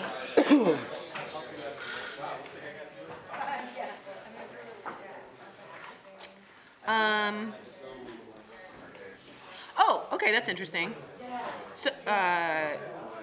So some people writing in, Trump has made it comfortable for people who are already racist to act out and make it public. It's a mob mentality. They've lost their need to be politically correct. Other people writing in saying, Michael Loveland said that would be one dead bus with a ripped open luggage compartment. Hulk smash. Kayla says, if I were on that plane with the smoke, I would have had a heart attack, y'all. Killing it. I've never seen anybody bomb with comments before. Jeez. Y'all read them. You sitting on your phone. Why'd you say y'all? Because my the dad's comment was like, no, because y'all? my dad's Southern. He says y'all, so I sometimes. Your dad is pepper it. Southern? Yeah, South Carolina. You know what? I'm trying to. Can I be honest with you? I want the. This is the look I'm going for. No, it's not. Okay. You need to this comb is really it. not. Okay, that's what I'm trying to go for. This is not. I want this, and I want it to go out. It's like everywhere. I know, but what I want is that messy look. It looks like you were in a convertible Miata. Oh, but that's not. But isn't this too matronly? No, it's not. She gets up and walks over. Hold on. That's what I need. I know the look that you were trying to go for like. So to be but honest, that's it's not a happening it's right a now. Gwyneth Paltrow haircut that I like. To be honest. Wow. It's from sliding. That's your I problem. know. You're love hating. I know. Yeah. I've always wanted it. She has that sliding door messy haircut, and I always do that. What but does that mean? Remember that in Sliding Doors? No. You haven't seen Sliding Doors? What's that? It's a movie with Gwyneth Paltrow. It's fantastic.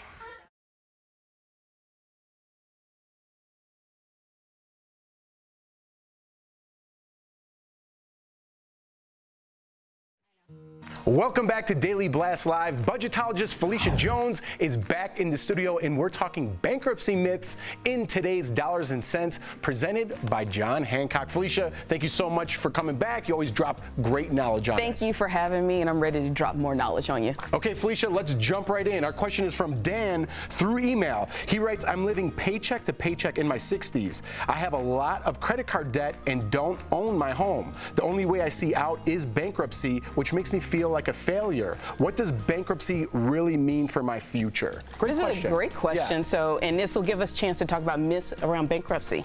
Okay, cool. So we have a couple right here. Bankruptcy will clear all of my debts. Is that true? What? That is definitely a myth. It will not clear things like alimony, child support, student loans, some taxes, but it can put a stop to almost all of those collection calls. It will clear some debts. And when it comes to some of those other debts, it'll definitely help you when it comes to credit cards, medical bills, but you got to really pay attention to what it will clear and what it won't clear. Interesting. Yeah. I like that one. Let's get to myth number 2. Bankruptcy will ruin my financial future. Is that true? Actually, it will not ruin your financial future. Now, it will be on your credit report for 10 years, and you will have some ramifications for about 7 to 10 years. But overall, you can bounce back pretty quickly and raise your credit score. How about number 3? Let's fill this one. Filing for bankruptcy is a personal failure. That kind of speaks to Dan's question. Yes, definitely. I understand where Dan is coming from, but we also have to put it in context. You know, around 66% of Americans file bankruptcy because of medical bills, so Dan is not alone when it comes to this issue. And most people actually wait too long to file for bankruptcy because, you know, we feel like we're failing, so we wait too long. But here's the thing. Once you do it, you can bounce back, and with good financial education, you can be on the road to financial freedom. So no shame in the bankruptcy game. No shame, no judgment at all. All right, thank you so much, Felicia. And to submit your financial questions for the next Dollars and Cents, please email askmrsjones@dailyblastlive.com. And for info about life insurance and retirement planning, call John Hancock at 1-800-978-0663. We'll be right back. Naomi, she said she remembered. I was talking about breaking into it, and I said no one would remember it. Naomi said she did. Naomi, that's why I love you. Copy those files from the green packet. What happened? She put her finger in my tea again. No, and I think that's unprofessional, hurtful. I want that. Why is she wearing headphones? Yeah, she is walking around like I don't know, like a DJ. She looks like the pink ghost in Pac-Man. She does. That's a good one. That's my girl. I just played that somewhere the other day. That's what I'm saying that. And I was like, is it weird? It's hard. Dude, does it give you anxiety? Yeah. I don't like it when they're right behind me. What the and hell I'm like, was that? I just played it. But then they trap you, like in the corner, and it's over. It's I don't know. There's like, I'm not a person that suffers from anxiety, but like Pac-Man does. It just, I don't like things chasing. I don't like that. Oh, I was at my buddy. It was this weekend. My buddy has the mini Pac-Man game. Oh, yeah. Now you could buy like the little arcade Right, game. my son has That's that. where it was. It's super cool. Yeah. Like, that's weird you said that. Isn't I it was like, weird, wait. this resurgence with, because like my kids who grew up with all this technology love old school stand-up video games. And I wonder what that is, because they have access to like pinball. Crazy, yeah. Remember when we went to that thing? Yeah, that's where I took my daughter. Oh, you did? Yeah, I went to this place called Hyperspace here in Denver, and I like it because Dave and Buster's, like, they have fun games, but first of all, their games are. Did I ever tell you what happened to me one time with my daughter there? I know where you're going. They're super expensive. Dude, I took my oldest daughter and my oldest son to Dave and Buster's, and you know I put like a decent amount of money in their cars. Like, hey, you guys have been good, and so my daughter goes off, and I like run, I just like let him go play, and I'm eating at the bar, and she comes up and she's like, my car doesn't work, and I'm like, we've only been there for like 8 minutes, so I come back and I'm like, find the manager, and I'm like, I'm being stern but friendly, I'm like, hey, something's wrong, my daughter's trying to have a good time and her car doesn't work. He prints out this receipt. My daughter was playing the pull down thing where you get all those tickets, but it's like $14 a pull, like 14 credits, and there was only like 100 and something on there. So she went through like $60 in probably like 7 or 8 minutes, and I had to do that when you're dead wrong after you've gotten the manager. And you're like, okay, God. I see. Okay, well, that's fine, and we're gonna just. I won't be coming back. Yes, I'm wrong. I'm embarrassed. Yeah. It was so. Because I was like, I had that like, and can we check this out? Because and I was like, he like black and white is just like you can't argue. You're just like, oh no. Oh no. Did you give her more money? Yeah, I had to. We were staying there. We only been there 10 minutes. I was like, I gotta kill this afternoon.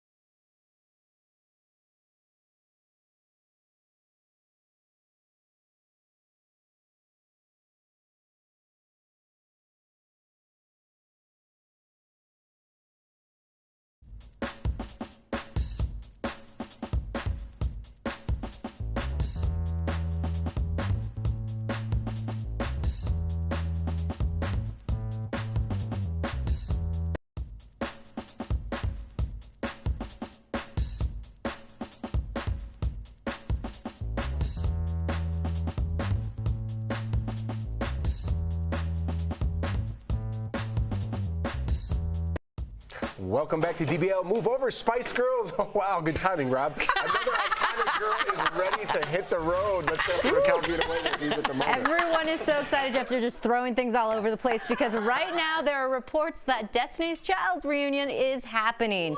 Yes, Erica. Queen Bee, a.k.a. Beyonce, is said to be the mastermind behind it, and it's perfect timing. Next year, it's the 20th anniversary of the trio being formed. Michelle Williams and Kelly Rowland are said to be on board. Their mini reunion at Coachella last year was still talked about, and if that's not enough, they're also reportedly working on some new music. So, DBL Nation, are you ready for a Destiny's Child reunion? Yes! I'm a survivor. I'm not gonna give up. Okay, why'd you have to ruin the moment? Take all her joy. You just ruined the whole damn moment. I did not. There was no reason for that. Erica, you're excited. I was. If that happens, Beyonce, queen from me. We'll see you guys tomorrow.